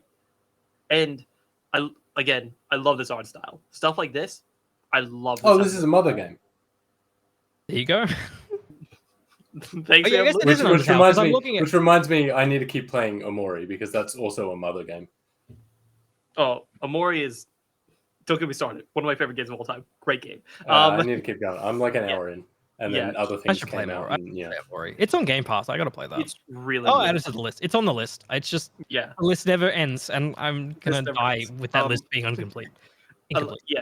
Just play Amori. I'll just say that. Well, How if you long like is it? Omori Seto, I have a little game for you, and it's called Mother 3. I don't know if you've heard of it. Look at the one guy peddling Mother 3, continuing to peddle this fucking game. GBA games are on Switch now. yeah. There's yeah, hope. but Mother 3's not there yet. I think Um, you would actually die if that happened. Like I actually would cease. immediately like evaporate. But this does give me very much Amori vibes. I really like it. I here's the thing is that I don't know if it's hard for me right now because the thing that clicked with me so much with Amori was the story of it, right? Mhm. And cool, surreal experience going through Dreamscape to get out of never ending coma, but like I need to have a small grasp or like a summary of like at least the start of the story to get into it. You know what I want the synopsis to spoil the entire game so you know that it's gonna be good. Is that what you're saying? Is that what Exactly. you're No, saying? no. But I need to You know. Like, dumb motherfucker. Okay. how do I explain this? I need to like at least like know a little bit about the story. Sure. Not spoil. Well, you know you're in a never-ending coma, Yeah, but like I want to. and you must traverse an ethereal dreamscape, confront your inner nightmares, and escape. I want like I need a little. Sure. More. No, I get it. I get you want like a story trailer to give you a little teaser of what's happening. Exactly. I'm gonna be honest. I don't think this game's coming out this year, but I thought it looked cool enough, and I'm intrigued enough that I think it deserves a spot on the list, and something that people should like put a pin in because they did. I was looking on their Twitter. I was like, I wonder if they've tweeted recently. They tweeted at the beginning of the year saying, "We're very excited for you guys to try the game this year, Okay. or check out the game." Or so I don't know if that means release date, if that means demo, if that means delayed another 3 more years. I have no idea. But I dig how this game looks. Yep. I'm intrigued by the little tidbits of story they're giving us. And I'm always down for something a little bit dark and spooky, you know? Yeah. I'm always down for that. I'm gonna give it a hot. Just because Look, if it's anything like Amori with the art style, the story, I'm going to definitely lean towards more hot, but it's a very like it's a tentative hot. It's a tentative hot, yeah. It's a Very tentative sizzling. hot. It's sizzling, you know. Yeah, it's just like it's cooking up. It's just starting to bubble. Yeah, exactly. Right. Okay. The oil starting to steam. I'm gonna be the opposite. I'm gonna say a not for now. Oh, cornflakes. Luka fucking hates people. Luka hates these developers. There's only so much room in my heart for dark, quirky RPGs. So far you got Mother 3, you got Earthbound and Undertale. Omori is still squeezing its way in there. I need to play more of it. I don't know if there's room for this one. I still got to get through Omori. I still got to digest Omori first before I get onto this one and even consider whether or not it's good. He can't even consider it yet. It's an easy not. Easy not. He doesn't have the time to consider. Consider this. Let's talk about a game that I think Ben's gonna say is a hot, and I'm gonna say is a not. Let's talk about Sons of the Forest. Yep, this is. Whoa, not. Not. Let's do 1 second of gameplay. So this is how they set up the game. Sent to find a missing billionaire on a remote island, you find yourself in a cannibal-infested hellscape. Craft, build, and struggle to survive, alone or with friends, in this terrifying new open-world survival horror simulator. I will No, say I this, mean, hey, funny to be shit honest, going like on I'll just right now. quickly Sorry, say, sorry. fans of survival games and simulators, they're gonna eat this shit up. Yeah, Like I can see Ben. how I can see how someone would love this game. It is very much not for me. It's got a Here's- shark though. Wait, this might be a here's- hot. There's There's a shark. I just saw a shark. Did you see that? There's a couple of really funny things I saw where like I'm not just gonna go back to it quickly. You go at the back. start of this. Just go Well, back like, a little bit. First off, the setting of the tent was weird. If you watch him craft this spear, I laughed at it because he did it in like Mach 3. So quick. Yeah, Can watch. you? Watch this. What's the Look at hook that. of this trailer? What's That the I actual think like? they might be speeding that up for the trailer. Yeah, but then I don't think that's how also, the speed of watch, him. watch. Why you Birds, gotta look at the watch birds clip it? each other. Look at the birds clipping each other. um, Okay, well, I So- will say, here's the thing, right? So this game was meant to release fully on February 24th of this year. That's next Mhm. week. essentially, It's now Um, releasing into early access next week, okay. which is weird because here's- it like beginning of this month they were like full release end of the month, and then they were like, oh, actually no, it's early access now. So I'm like very So- kind of concerned by that a little bit. So Anyway, here's the thing. tell us. I did not like the forest at all. Oh really? I did not. I really. I still want to do the forest in VR. I played it with like a group of friends, and that was Wait, where was I? Uninvited. I see how it is. Uninvited, yeah. No, but like but here's the thing. I played for one night with a group of friends. That looked goofy. That looked a little bit goofy. head. When he put the Yeah, head on, yeah. that looked a little bit Yeah. goofy. But hey, it's releasing into early access. You know, who knows? Here's the thing. Yeah, is yeah. that I did it one night with a group of friends. We finished it in one night. I just didn't enjoy it. I didn't That enjoy it. looks- it I will looks- say I like how the creatures look cool. Well, Yeah. they're people. The they're enemy cannibals. design looks very cool. the creatures. What look is? cool. Okay, that is straight up. But That looks the- very the very thing is, the shit. not inside. Very inside. The Yeah. game. The game is weird. The game is weird. One thing I will say with this, the forest, the story was like it was It delayed it cool. quite a lot. Yeah, the story was cool, but Yeah. one thing was that the gameplay I didn't enjoy it at all. It felt clunky, it felt shit. I hated it. So, yeah, and I'm not really excited for this. I will be down to play it as a group, but I'm not playing this by myself. Oh yeah, no, it's definitely not a game that you play by yourself. No. Yeah, I don't know. It's like it's weird where this. Yeah, I know this is a sequel, but it almost seems like it's almost rehashing what you've already kind of experienced. Where they're like craft, build, and survive, struggle to survive. Like that's what you did in the first game. Yeah. So like, I wonder. I imagine there's new crafting options, there's new enemies, there's new environments. Like that's maybe, but it I seems did- more like iterative rather than like revolutionary. You know what I mean? I did see that there are guns, which was not in the forest. You didn't have. Oh, guns. there were no guns. See, I'm an idiot. I don't know. I don't know what was in the Yeah. forest. There were no Uh, guns in the forest, really. I am pretty positive there was no guns in the forest, or at least there were no guns. Like very, very. Now that very- you're mentioning it, like when I've seen the forest gameplay, I've never seen a gun. So Yeah, I don't think there is guns. If there is, it's very, very late. You know what I mean? But like this, like is showing off guns. So, but you probably get guns pretty quickly. You know what I mean? Right. There's definitely new monsters in here as well. Yeah, that just looks goofy. That just looks goofy. There's definitely like new monsters. Like before, there was only like a four-legged one and a normal one, and then like you had the leader. But yeah, then so maybe like an upgrade in enemy variety. yeah, That's it cool. definitely Yeah, I looks can like dig that. there's enemies in here. Like the one thing here is that if I remember correctly, the monsters would only come out at nighttime, like as a pack. But it seems like Right. there are daytime ones running around. These Yep. babies, I don't know about that. I don't know what this. He's whole just throwing is. these little cannibal Yeah, children dude. at these Yeah. people. Who are these Hey, people? This is I don't story know. stuff. That's weird. But it looks interesting. I'll be down to play it. But it's like, It's crazy. It's coming next week. yeah, for me, it is like, how do I explain this? It's a hot because I'll be down to play it, but I'm not down to play it by myself. You know what I mean? Right. That makes It's sense. fun No, to- I'm not really the survival solo player at all. Mm. I don't see I think those games thrive when you're playing with people, to be honest. And Mhm. also, like, I feel like when you're playing survival games solo, you're just doing 4 times the work because you don't have people Yeah, kind of helping out, you know? Most survival games don't do solo versus cooperative difference. You know what I mean? They Yeah, don't do- exactly. There's no balancing around that. Yeah. Yeah, this is gonna be a not for me, just because it's not really my genre, and I don't have like I guess it doesn't have the location. Like the thing with Void Train, you know, it's survival, but the location was cool. And it's it does seem more- more kind of focused on story/action, whereas this is sort of, it's almost like they've put a story over the top of a survival game, whereas Mm. Void Train is like putting a survival game over the top of a story, if that Here- makes here- sense. It's like different kind of priorities for these Oh. development teams. I'll quickly say this, and then we'll hear what Luca has to say. I don't think this game will do too well, just because like the Forest did well because that's like 2017. That's when the survival games are kind of still coming to like a niche and whatnot. But there's so many good survival games that are coming out now that are already out. That with this coming out, if it feels as clunky as what the Forest did, I don't think it will do that well because I just don't feel like people would enjoy how it feels. Right?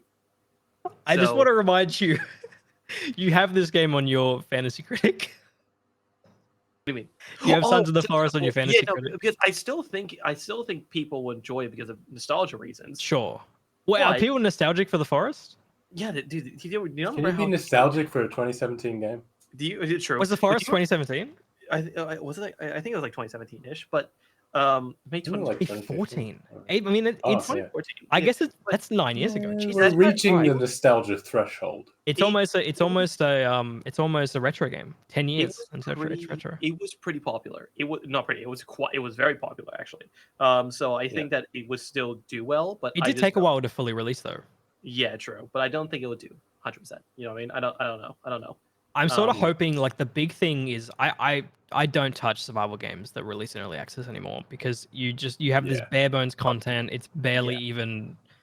It's just not worth playing until it's fully released, to be honest. True. Because I think not all early access games do this, but sometimes when they release an update, they like fucking reset your save, and so like if I have to constantly stop and start a survival game, that ain't for me. I don't want to do that. I'm not like, I feel like survival games are sort of a one and done for me, unless it's like Minecraft. But like a lot of survival games where I'm just like the Raft, like when we finish the Raft, which we will one day, Go for it. I'm not gonna start another Raft playthrough, right? It's just like that's my playthrough. That's it.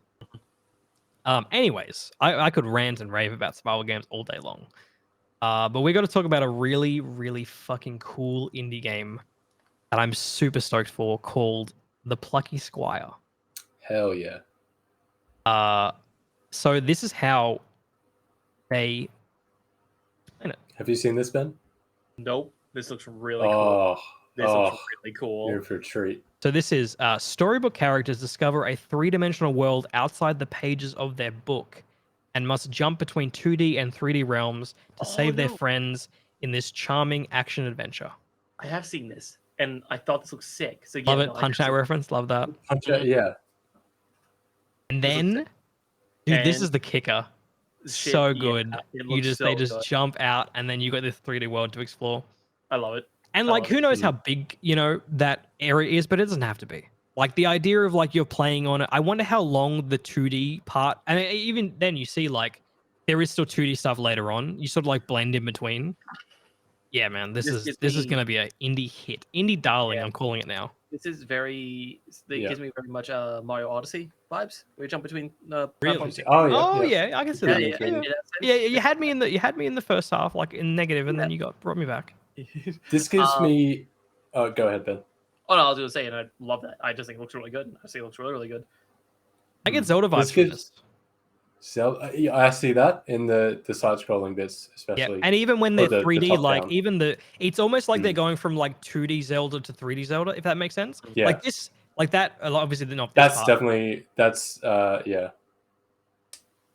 But then but even yeah, this, this like, is dude, there's obviously so Zelda, much yeah. gameplay variety. It reminds me of like, Yeah. not obviously the game itself, but like the variety is like It Takes Two.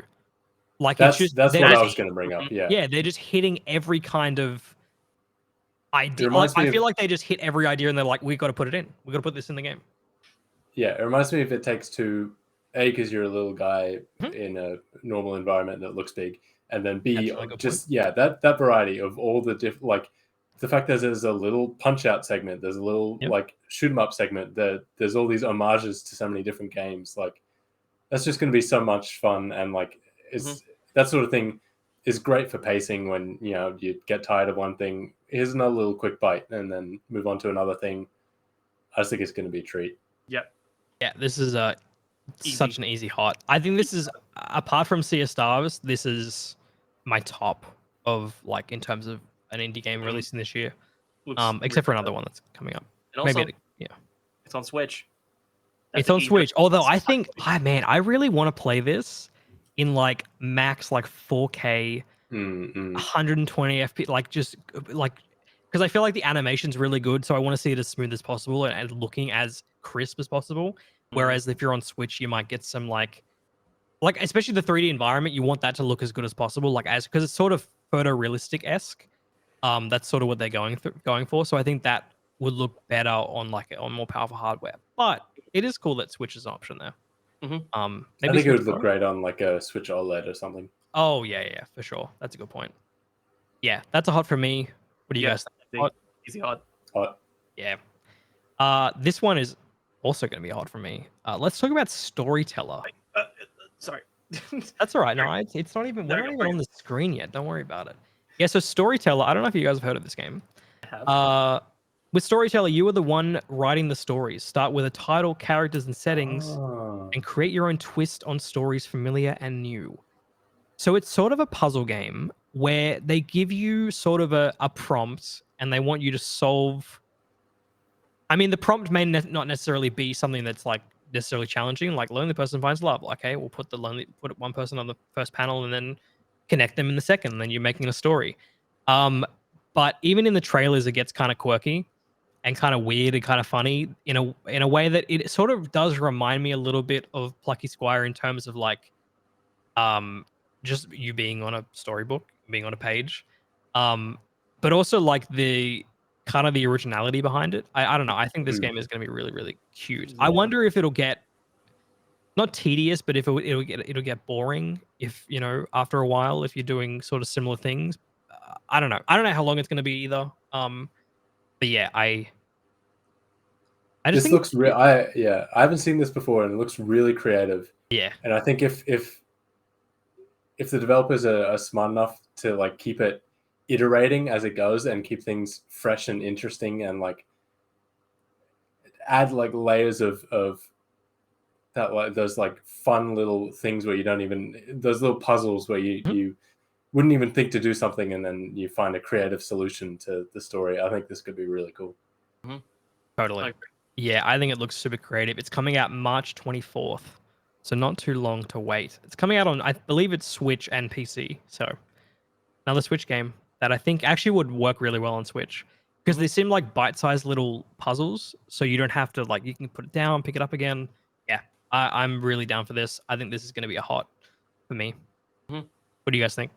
Yeah, easy hot. Definitely hot. Yeah, Hell what yeah. to say? Pretty easy hot. So many good indie games this year, man. Like there's so many, so much variety, so much creativity. It's great to see. Uh, Speaking of creativity, let's talk about a game that I've been very excited for since it first got shown at Microsoft's conference last year before maybe. Let's talk about Replaced. I'm very hyped for this. Replaced is a 2.5D sci-fi retro futuristic action platformer where you play as Reach. That's Reach. In cap, it's not Anyway, an artificial intelligence trapped in a human body against its own will. Replace combines cinematic platforming, pixel art, and free flow action combat set in an alternate 1980s. It's releasing in 2023 at some point. I'm really hyped for this. Super excited for this. This game looks Super fucking excited. gorgeous. Yeah. I love the sort of like the Octopath Traveler like HDified pixel art where it looks like really really high fidelity, but it's pixel art still. And this is obviously taking a step further than Octopath, where it looks like, I mean, Looks this looks insane, incredible. It looks super super good. It has a pixelized graphic, but like a realistic version. It's really, It reminds me of there was that game that got announced The ages Last ago. Night. I was just The thinking about that. Last Night. I believe that's what it was called, something like that. It was called The and it was Last also Night. shown at Xbox showcases. Yeah, and until it never showed up, weird. and then this game showed up called Replaced. which Oh, with like the I didn't even same think art of that. style, Wait, right? With the same art that's style. a little on the nose. Yeah, right. Wait, I didn't even think of that. That's a really good point. It's called Replaced. It's similar to The Last Night, and it replaced it basically. Like that's really funny. Yeah. For Holy Xbox as shit! well. And it's during an Xbox conference. So yeah, it did get was- delayed out of last year. But it is coming this year at some point. this is a hot. This is a. This, But yeah. it's dependent on how the free flow combat feels. well, to Oh, me, that's gonna The be- glimpses we get look awesome. They to do me- animated beautifully. the glimpses look like Katana Zero in the way the combat Mhm. actually Yeah. works. So if Yeah, it's that's anything such a like good game. that, it looks good. It'll be really good. Yeah, But like absolutely. for me, I love like the pixelated graphics with the realistic dynamic lighting it has going. It just oh, I love it. I love it. It's just clean and gorgeous and Just the super way they use stylish, lighting, and like the I'm lighting on it. impressed by every frame of this trailer. Mhm. I just It am. looks good. Yeah, Just looks looks good. great. Yeah. It's a hot. Easy. Let's move over to. I don't know if you guys have heard of this game, and once again, this is a game that I hadn't heard of until Tuesday when I played it, like the demo for it. This is Bleak Sword DX. This is another Devolver Digital joint. So the way they explain it is discover and destroy increasingly horrifying creatures across an oppressive lo-fi world, wielding fierce weaponry and powerful magic in this pocket-sized action adventure. So yeah, I played the demo for this during Steam's Next Fest. And I believe this demo might actually still be up for this. So uh this game is super like good. Like it just feels really good to play. Obviously the person in the demo playing this right now can't parry for shit. But anyways, it's really, really, really stylish looking. I love the art style. I love how it looks. The gameplay felt super kinetic, and really, really satisfying. And there was a taste of difficulty without, and this is what I mean by the demo. Like I could tell that the main game is going to be difficult, but the demo was sort of perfectly balanced where you could experience all of it, even if you're not necessarily great at it. Um, and I watched the trailer for this too because I wanted to see where they kind of take this kind of the gameplay and how they're going to change it. There's like a boss battle where you're riding on a horse beside an enemy. There's all different kind of scenarios that you go down that aren't just the normal like boxy kind of area you're in. If you scroll over a little bit more into the video, Seto, you'll see sort of like how the game sort of works in terms of gameplay. Yeah, so it's sort of like these little like diorama setups, which I think are really, really cool. Yeah. Um, I think it's a game. I think the greatest thing about this is that it's a game that's like perfectly scoped, where they were like, "Hey, let's make a really cool art style, but not, we don't have to necessarily be replaced where it's super, super like high fidelity. Like it's lo-fi. Like but it's also like they can do a lot with it with that kind of simple aesthetic. And I love how it just looks like an old like CRT TV screen with like the kind of the bloom on all the UI. Like I think it looks really good. What do you guys think? I like it. This looks cool so far. It looks like a game I could definitely get addicted to. Yeah, 100%. Yeah, I'd definitely be willing to check this out. It's Yeah, I the think best this thing about it is the battles are super quick. Like they Mm. take about like the enemies you only get maybe oh, that person died, man. Imagine dying in this demo. Sorry. There you go. When you die, you lose your current experience points and items. So I didn't actually die in the demo. So I didn't get to experience any of this. Oh, gamer. Gamer. I just fucking I've gamed the system, dude. But every battle kind of goes for maybe a minute and a half max, and you kind of just and every time you finish a level, you get your health all the way back, and then you just continue. And it felt really satisfying to just quickly fight these bite-sized battles and keep moving. Like the pacing was really good, and I think that's no, I really dug it. So Looks good. Looks good. It's pretty easy hot. I just it's like an easy hot for you. Good, nice. it. It just looks good. I do think it's one of those games that you might have to you might have to play to really like That's the thing. because just looking at it, it's like okay, like how do the controls really work? Like you've got like your basic light attack. You've got if you hold X, you do a heavy attack. You've got your parry and you've got your counter attack. So when you parry, if you quickly follow up with an attack, you'll do a counter attack. And I think it will get more complex. It's pretty basic at the start, I would assume, and then you kind of like there'll be more complexity as it goes on. Yeah. But yeah, I really dug it, and it really surprised me. Like it kind of came out of nowhere because I hadn't heard of it until now. But yeah. I think it's Bleak a pretty Sword easy hobby. DX. I think it's a pretty easy hobby. It just looks fun to play, and I think just give it a shot. Like I don't think I'll hate it. So yeah, just looks good. It's a good game. It's a good game so far, and I'm excited to see how they kind of twist the gimmick. Because I think that's the secret sauce to indie games. Some of these indie games like that, and actually, it'll be the secret sauce of this game succeeding. Let's talk about Terra Nil, which Ben, have you played the demo for this? I did not actually. Yeah, so I know Nathan did. I don't know if you have, Luca. Nope. But Terra Nil is an intricate environmental strategy game about transforming a barren wasteland into a thriving, balanced ecosystem, bringing life back to a lifeless world by purifying soil, cleaning oceans, planting trees, and reintroducing wildlife. Then leave without a trace. Releasing in 2023. So It's okay. so skip along a little bit. So obviously you start out, it's very like a blank canvas. And then you slowly start populating it with water and like different Mm. materials, and it starts to like you start to create this really gorgeous looking landscape where you'll introduce like wind, and you'll start creating rivers, and you're just redistributing, you're invigorating life in land.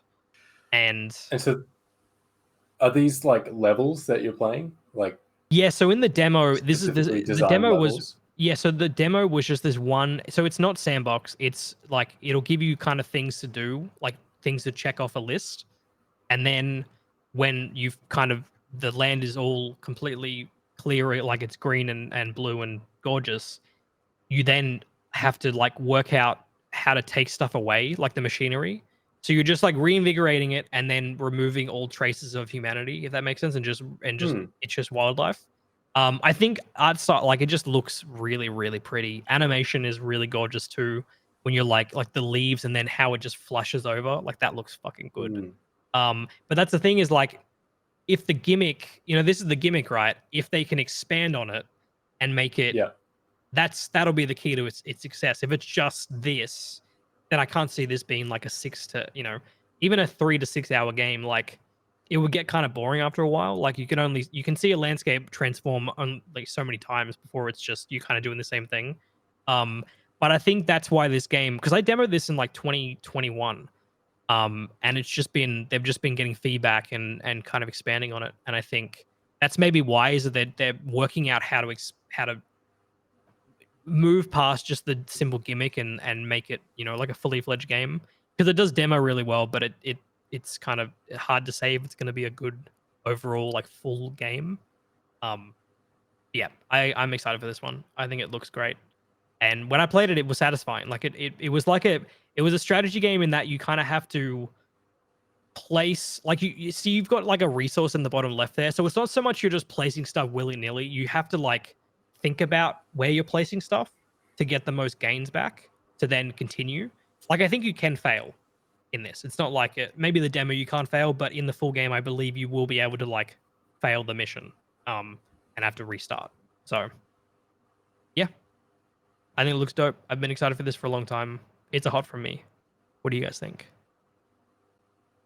Luca? This definitely looks like it could be cool. I think it's probably not like a must play for me, but I'll give it a Sure. hot.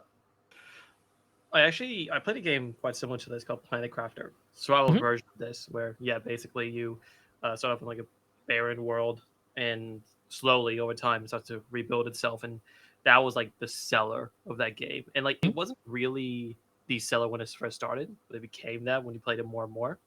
And if this is similar to that, then I would enjoy it. But I think I'm the same with Luca, where it's like it's not high on my list, but like it looks good.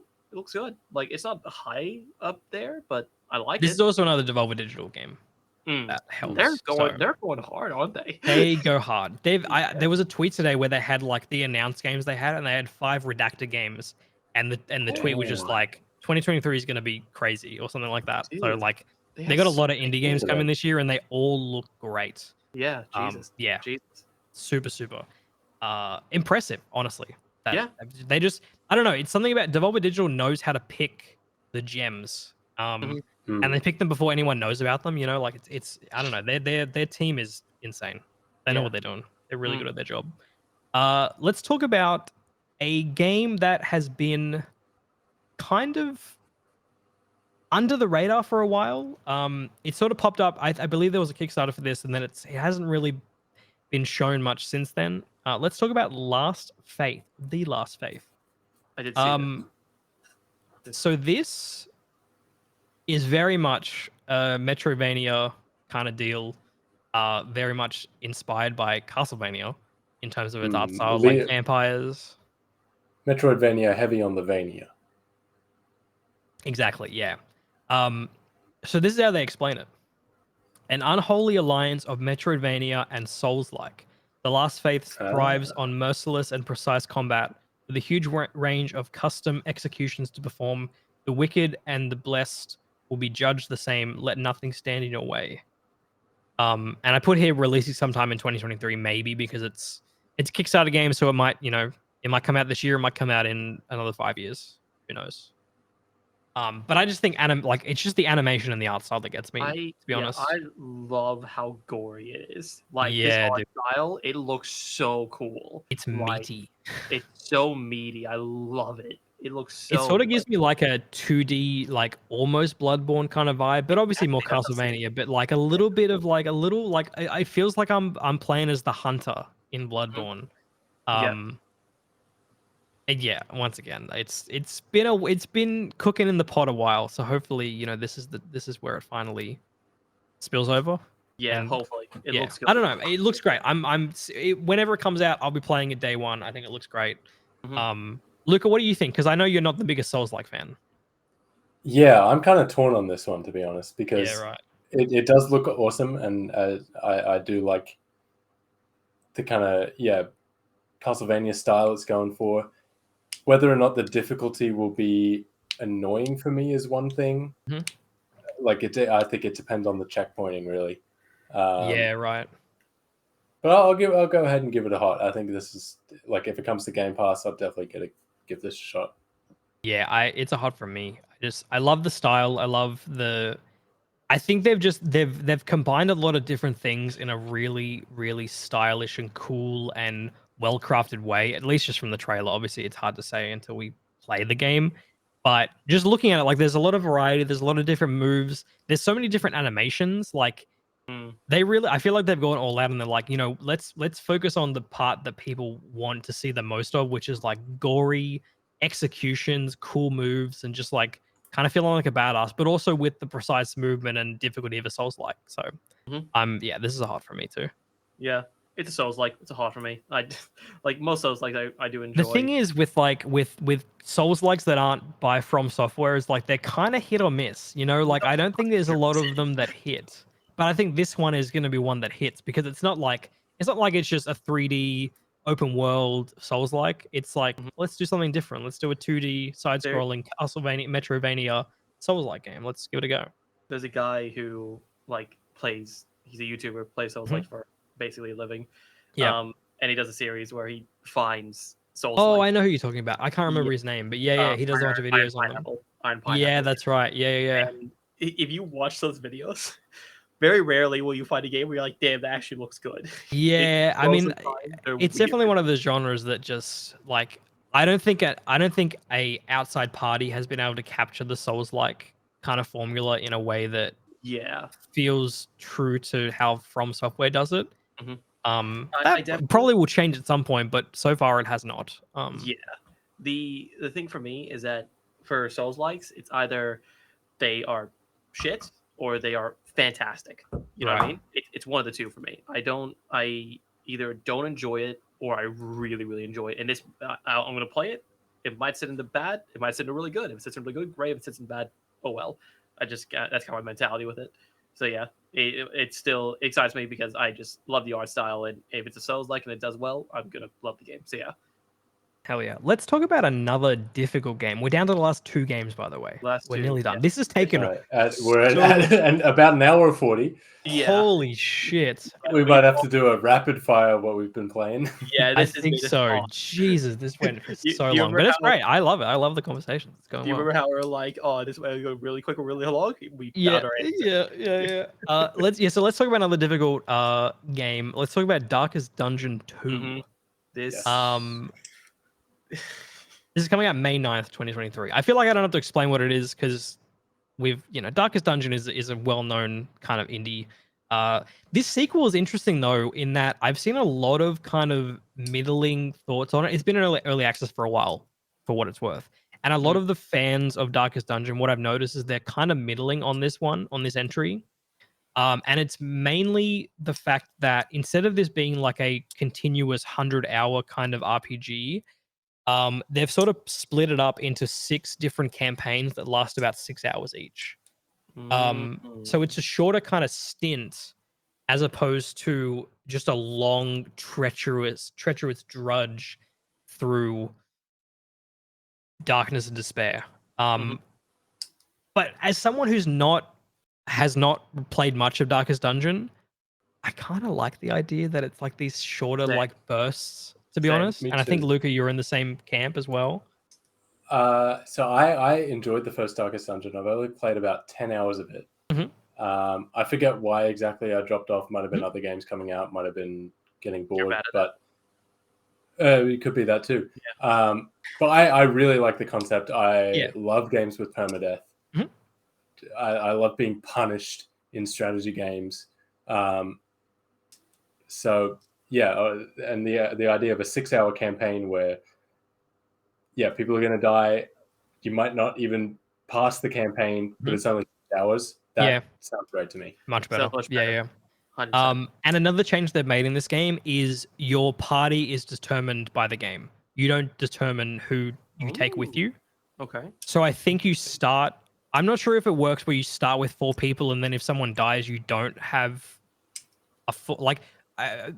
Remind me, in Darkest Dungeon 1, if you have a party of 4 people, if you lost a person, could you replace them quickly? Yeah, or did I believe there was like a hub town that you go to and you do your upgrades, and I believe you replace them. That's where you replace them, right? Yeah. So I'm not sure if you can replace people in the campaign at all. I think you have 4 people and that's it. But I could be wrong about that. I probably am wrong because that sounds much tougher. I can't imagine like if you're halfway through the campaign and you've lost 2 people, like I can't imagine you being able to get through it with just 2 people. I'm not sure. I mean, yeah, I don't know a lot about Darkest Dungeon. I own Darkest Dungeon, but I never played much more than like 2 hours of it. But I do like the idea that it's shorter.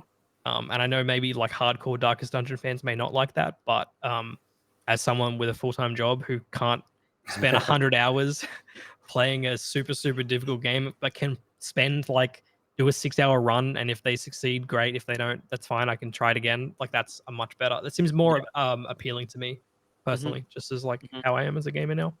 Yeah. So this is a hot for me. This is a hot for me. It's an easy hot for Hot me. for me as well.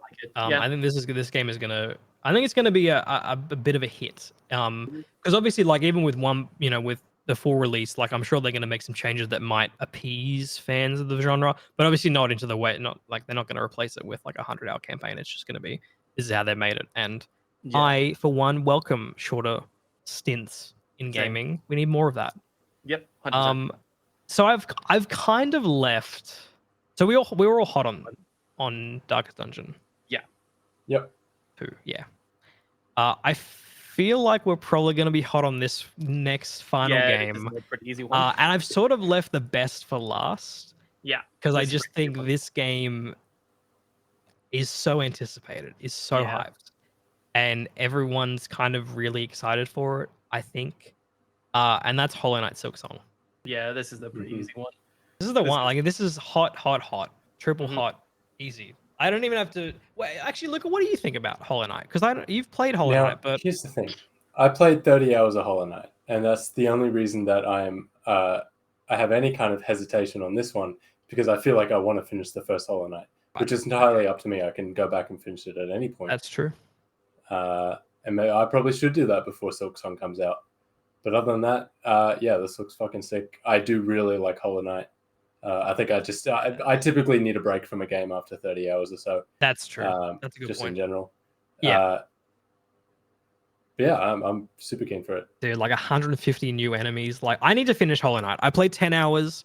I got a decent way through it. But I fell off because I stopped streaming for a little bit, and that was a game I was streaming, and so then I was like, well, I can't play it off stream. I got to play it on stream, and then I haven't gone back. Yeah, I've got to play the first one, but I'm so fucking excited for this game. Apparently it's coming like within the first half of this year because when they showed it at Xbox's E3 conference last year, they were showing the first like a year of content, and that ends in June. And then someone like tweeted at Xbox and was like, "So that means hold on, Silksong's coming before June 2023, right?" And they said, "Yeah, that's right." So Huh. There you go. I think this might be one of those games that just kind of like gets a gameplay trailer and they're like, "Hey, it's out next month." That's or what I'm something. thinking. Like I feel like it might just be like they don't want to hype it up anymore. It's already hit peak hype. It's kind of hit the like in the same vein as so many other hyped games. Like I mean, you think about Tears of the Kingdom. I mean, maybe you think about Starfield. God of War Ragnarok is a good example. Like these games that kind of hit this peak hype where people are super fucking excited for these games because they've been waiting years and years and years for these games to finally release. Yeah, Silksong, man, looks great. Can't wait. I think I like how it's more acrobatic. I like that. Yeah. I think it's going to be different enough that it feels like its own game. I think it's exciting that this was originally going to be a DLC, but they were like, this needs to be its own thing, and then they just spun it off into its own full release. So yeah, can't wait. Sometime in 2023, it's a hot for me. Yeah, easy. I can't wait to play more of Hollow Knight, man. Nah, Team easy all Cherry, day. they're just masters, and it's so fucking sick that they're Australian. I love Yeah. that. Get a little bit of pride in that, Australian indie game scene is popping right now. It is. It is. Yeah, it actually is. And especially now that there's going to be some funding from the Australian government for indie games, which is nice in our country because that's been lacking for a few years or a lot of years. So here's the thing, right? We spent an hour and 46 minutes talking about a whole bunch of really fucking cool indie games. Yeah. Do we talk about what we've been playing, or do we do one more thing? We can't be one because I only have one game. Quick, how about a quick roundup? Yeah. Keep do a it quick to roundup. like 5 minutes each max. Yeah. 5 minutes each max. I mean, to be fair, I don't have to talk about one of. I'm cutting one of my games. Okay. I don't need to talk about that. Okay. The other two I'll talk about. I'll get on. Okay, I'm gonna talk. I'll go first, just to set the scene. I'll Should talk we start about. the timer? Oh, we actually. No, I just be really quick. Just be really quick. I'm gonna talk about Wild Hearts. Yep. Oh yeah. For 5 minutes. So we're the reason I'm not going to talk about this for a long time is because we're going to play this weekend. But I did play a little bit solo because I got early access because I had EA Play Pro because I got Dead Space Remake last month, and so I wanted to play it just to give it a go, just for the podcast, to give anyone there, give people an impression before it releases tomorrow, as in Friday. This game is fucking great. I love this game. It's super fun to play.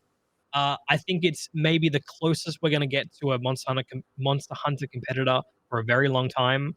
Yeah, it's super fun. It's super fun. I think you guys are going to like this more than Monster Hunter because it's more accessible and it's not super in the weeds with grinding in a way that Monster Hunter is. Awesome. And the building mechanics are really, really great. Like a big thing in Monster Hunter is is finding ways to jump on the monster to do more damage that way. In this game, it's like, hey, just build a stack of boxes, and you kind of have the. So it's like it's like Fortnite mixed with Monster Hunter, where you gather resources around the environment, you use those resources to deal damage to the monster. And I've only played like maybe 3 hours so far, so I'm super early in. But the monsters I've fought have been really fun to fight. Using the environment, using the building mechanics to fight the monster has been really fun. A really cool example, I'll just give one example. If you build a stack of 6 boxes together, it makes a barricade.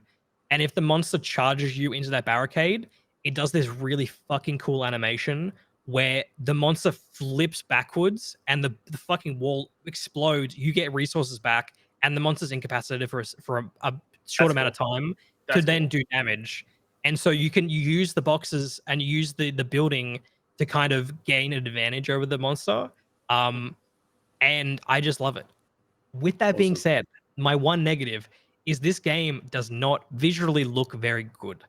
It's super smeary. You can't really see it in this video because it's YouTube compression. But you'll see it when we play it on Friday. you got to turn off motion blur because that just it smears everything, and even depth of field smears everything on the screen and makes it look really, really like low res, like Switch quality graphics.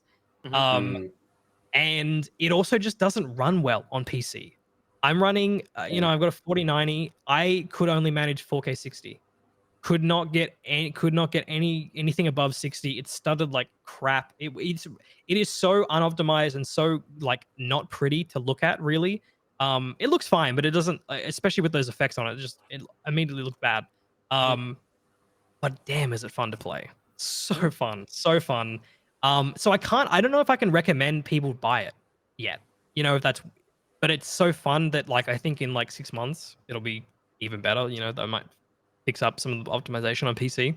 It might be fun on console. I don't know. But that's Wild Hearts. I'll probably talk more about it next week when I played a little bit more. But that's my little interlude with Wild Hearts, little intro. Ben, actually no, Luca, why don't you go? Luca, you go. What do you want to talk about first? All right, I'll do Midnight Suns. Tell me about Midnight Suns. So I'm 70 hours into this game, I think. Jesus.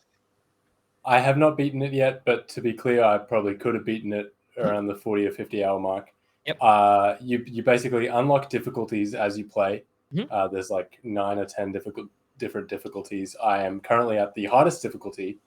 Damn. And I'm just grinding out all the friendship points so I can get the ultimate abilities and ultimate costume and Midnight Suns costumes for all the characters. Yep. And I'm still having a blast with this game. The combat especially is just sublime. Like, I love XCOM 2, I love Firaxis, and I love superheroes. This was like a match made in heaven. And I think it's an excellent choice not to make it play like XCOM. It is so different from XCOM. The card system is really unique. I know a lot of people like assume this is a card game.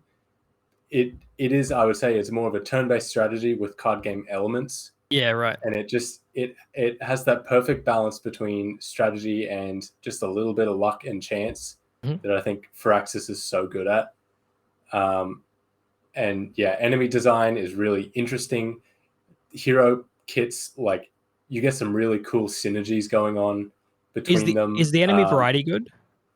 Enemy variety is great. I'm at the point now where You've already experienced all of the. I'm Yeah, 70 right. hours in. Yeah, of course. I should have beaten the campaign by now. Yeah.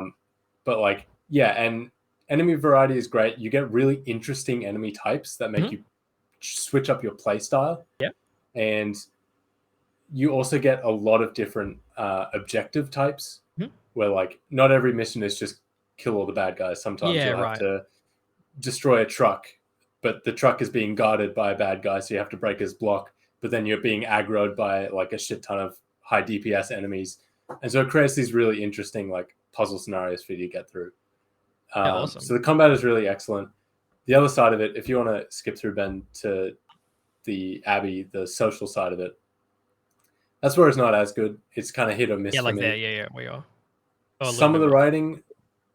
This is kind of the plot story cutscenes, which this is like the beginning of the game. You played the beginning of the game, Jamie, so you know that. Yeah, I was not. The humor doesn't hit, and yeah, I agree. Humor doesn't hit. Writing doesn't quite hit. The direction is not very good. They do that Borderlands name title thing with the joke under it that feels so played out, and it's not very funny. The more social side of it, which is kind of like my Touchstone is like a Fire Emblem game. That's hit or miss, where some of the conversations are really cute and like there's some story moments where, yeah, I feel genuinely attached to the characters. And I think at the end of the day, it won me over because there are characters that I don't know that well, like Nico or Magic, that I really like in this game. And I really like vibe with their characters. Not all the writing is good. A lot of the plot relevant writing is really dull, just MacGuffin talk. That's what I noticed. Yeah, especially like early game. My question is like early game is so kind of. I feel like 60% of it was outside of the gameplay for me. Where I was playing like the first few. Does it get more gameplay focused where you're not definitely okay? That's and I think after a while you fall into a really nice gameplay loop where you do a mission, you come back, you upgrade your shit, you maybe have a couple conversations. Maybe watch a little story cutscene that I might, quickly skim through. Yeah, right. And then you're back to the gameplay. Okay, cool. Yeah, awesome. So yeah, I'm really enjoying the gameplay loop right now. I think the Abbey could definitely use better presentation. That's what really holds it back. Mhm. Presentation and voice direction, I think, just make everything so flat. Like they have Matt Mercer voicing the male version of the Hunter, and it's just he's flat. I don't know how you get Matt Mercer and fuck it up, but Oh, yeah. That Anyway, sucks. that's Yeah. not to end it on a negative note. It's a great game. Gameplay Really wise, enjoyed it. yeah, it's amazing. I've got to play more of this. Like I really enjoyed what I played of it. I just got swept up in other stuff. So Yeah. as always, I'll get back to it though. It's on my Mhm. it's almost it's still installed, which is a really good sign. You know, when a game's installed on my hard Mhm. drive on my SSD, that means it's gonna get played soon. Let's get to chapter 2. That's where you start seeing the interesting enemies. Okay, yeah, cool. Yeah, because I even like from a gameplay perspective, I was enjoying that. It was just so like I felt like I was spending so much time in the Abbey that I was like, man, like I just Yeah, want to play honestly, more gameplay. just skim Skip read the through it. Don't wait for the voice lines to play out. Just skim read the dialogue. Yeah, okay. Sounds good. That's good that you're enjoying it. How long do you think you've got to go until you're done? How many hours? Oh, like I could finish it. Yeah, but like if you to Like do like I'm at the what do you point of want to no do? return. Like how long do you think? Like another I've 10, got 20 hours? probably another at least 10 at most. Okay. I've gotten all That's the pretty that's characters maybe up 80 to hours. I wasn't expecting that. I've got like 5 characters up to max friendship level, Mhm. and then another few of them that are 1 level off. Right. Cool. Hell yeah. Ben, what are you going to talk about this week? Alrighty. So I want to talk about a game that I play off and on, and I'm getting back into because of the update. I'm going to be talking about a little bit about good old Hunt Showdown. Now, I did talk about this before, where I was talking about Tarkov-like games, and this is one of my favorite. I do genuinely love this game. I play it quite a lot. I'll go in phases where I'll play a lot, and I'll stop, and I'll play a lot. But basically, like the quick rundown of this game, it's like Tarkov. You go in, and basically what you see that he's doing is you'll scan. You're looking for a clue that's highlighted in blue.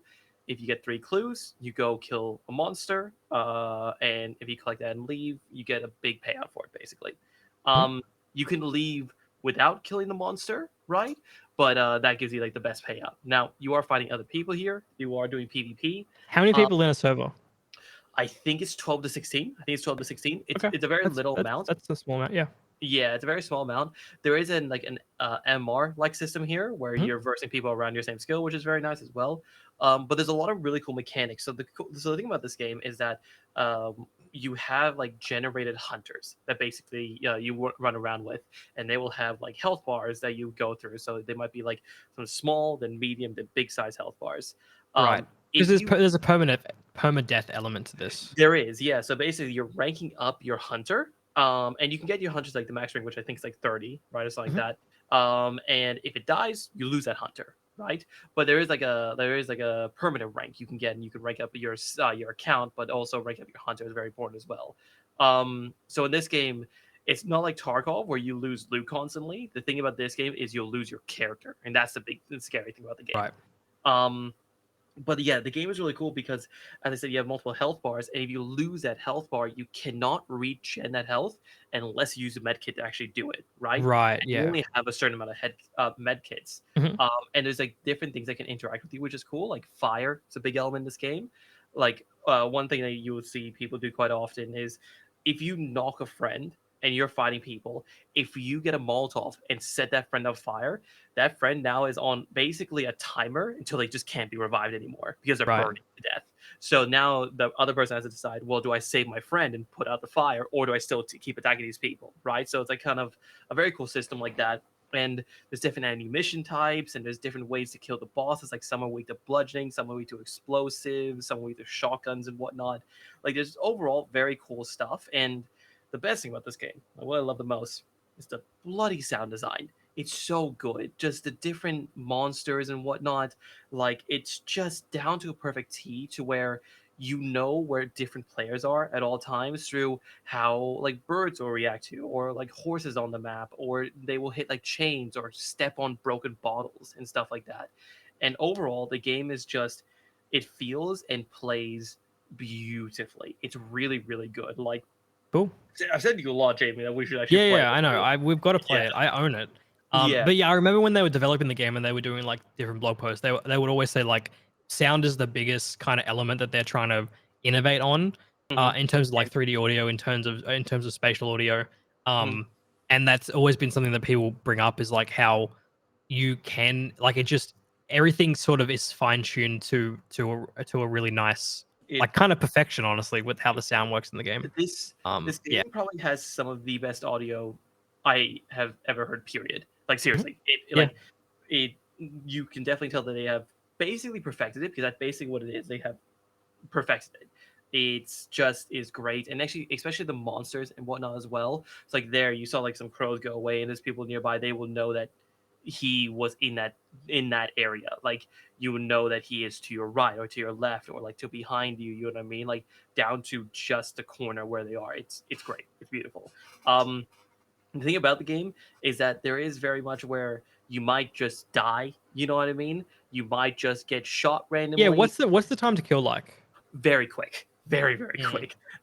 It's not quick if you get body shotted. You actually like body shotting. It actually takes a while to kill people. But it's the Um, headshots that are the it's the killers. Yeah, headshots. right. You get headshotted. You basically are going to get one shot most of the time. If you get headshotted, but headshotting in this game is actually quite difficult because different guns have different ADS Recoil speeds patterns. and Yeah. recoil patterns and so on. A lot of the guns are like I don't think there's any real full automatics apart from you get the pistols, which are semi-automatics. There is Mhm. no full automatics in the game. But yeah, this game, I'm cutting you off. I'm cutting you off. It's been yes, over 5 minutes. has it been We had over we're five? at, we're at 2 hours. We're at It 2 hours. We're has it been running over late. 5 minutes? I Last thought point. Say something negative about the game. One uh, sentence. one sentence negative about the game. Solo experience is definitely not fun. It's definitely better with friends. Thank you. Thank you There for you go. that.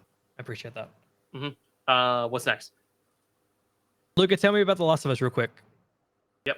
It's The Last of Us Part 1. What do you need to say? It's a masterpiece. What do you think about the new graphics, the new sound? It's good. Have you The, noticed the any only of the thing changes? absolutely, the only thing that I'll say about the new graphics is that I'll be walking through just a house, just a regular house, and I will stop to take in the scenery of the house. Like I will stop to look Yeah, I at know. just this room It was the because same every thing. room is so densely packed with like just Everything you you can could ever see ask here for like in detail. Yeah.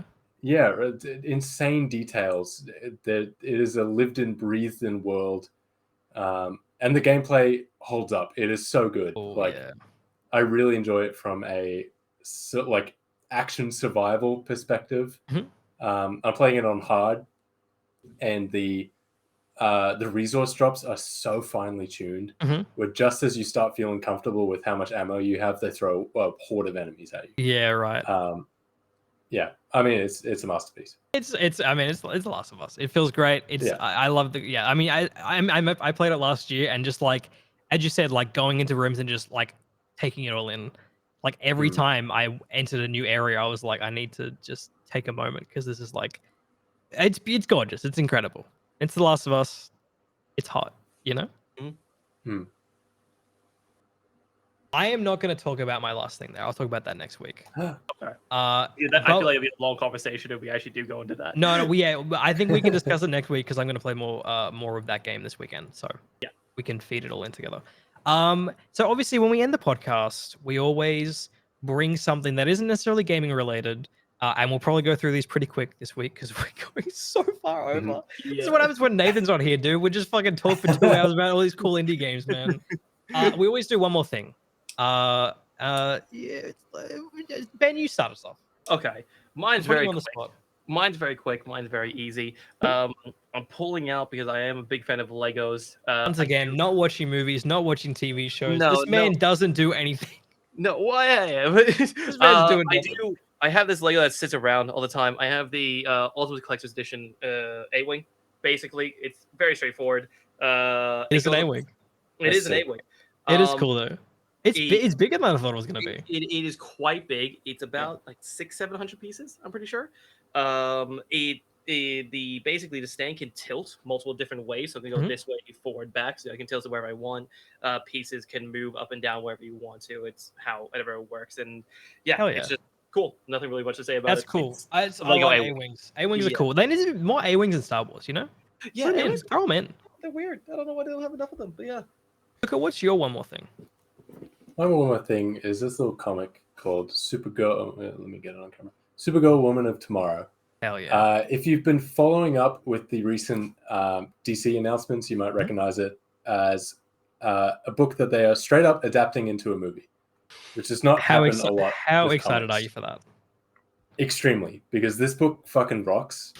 It's by Tom King, a writer who has brought a lot of like depth and maturity to superhero comics without being overly edgy or without losing the heart, the color, and the spectacle of superhero comics. Yeah. The artwork is also extremely good by Bliquist Evely, I believe that's how you say the name.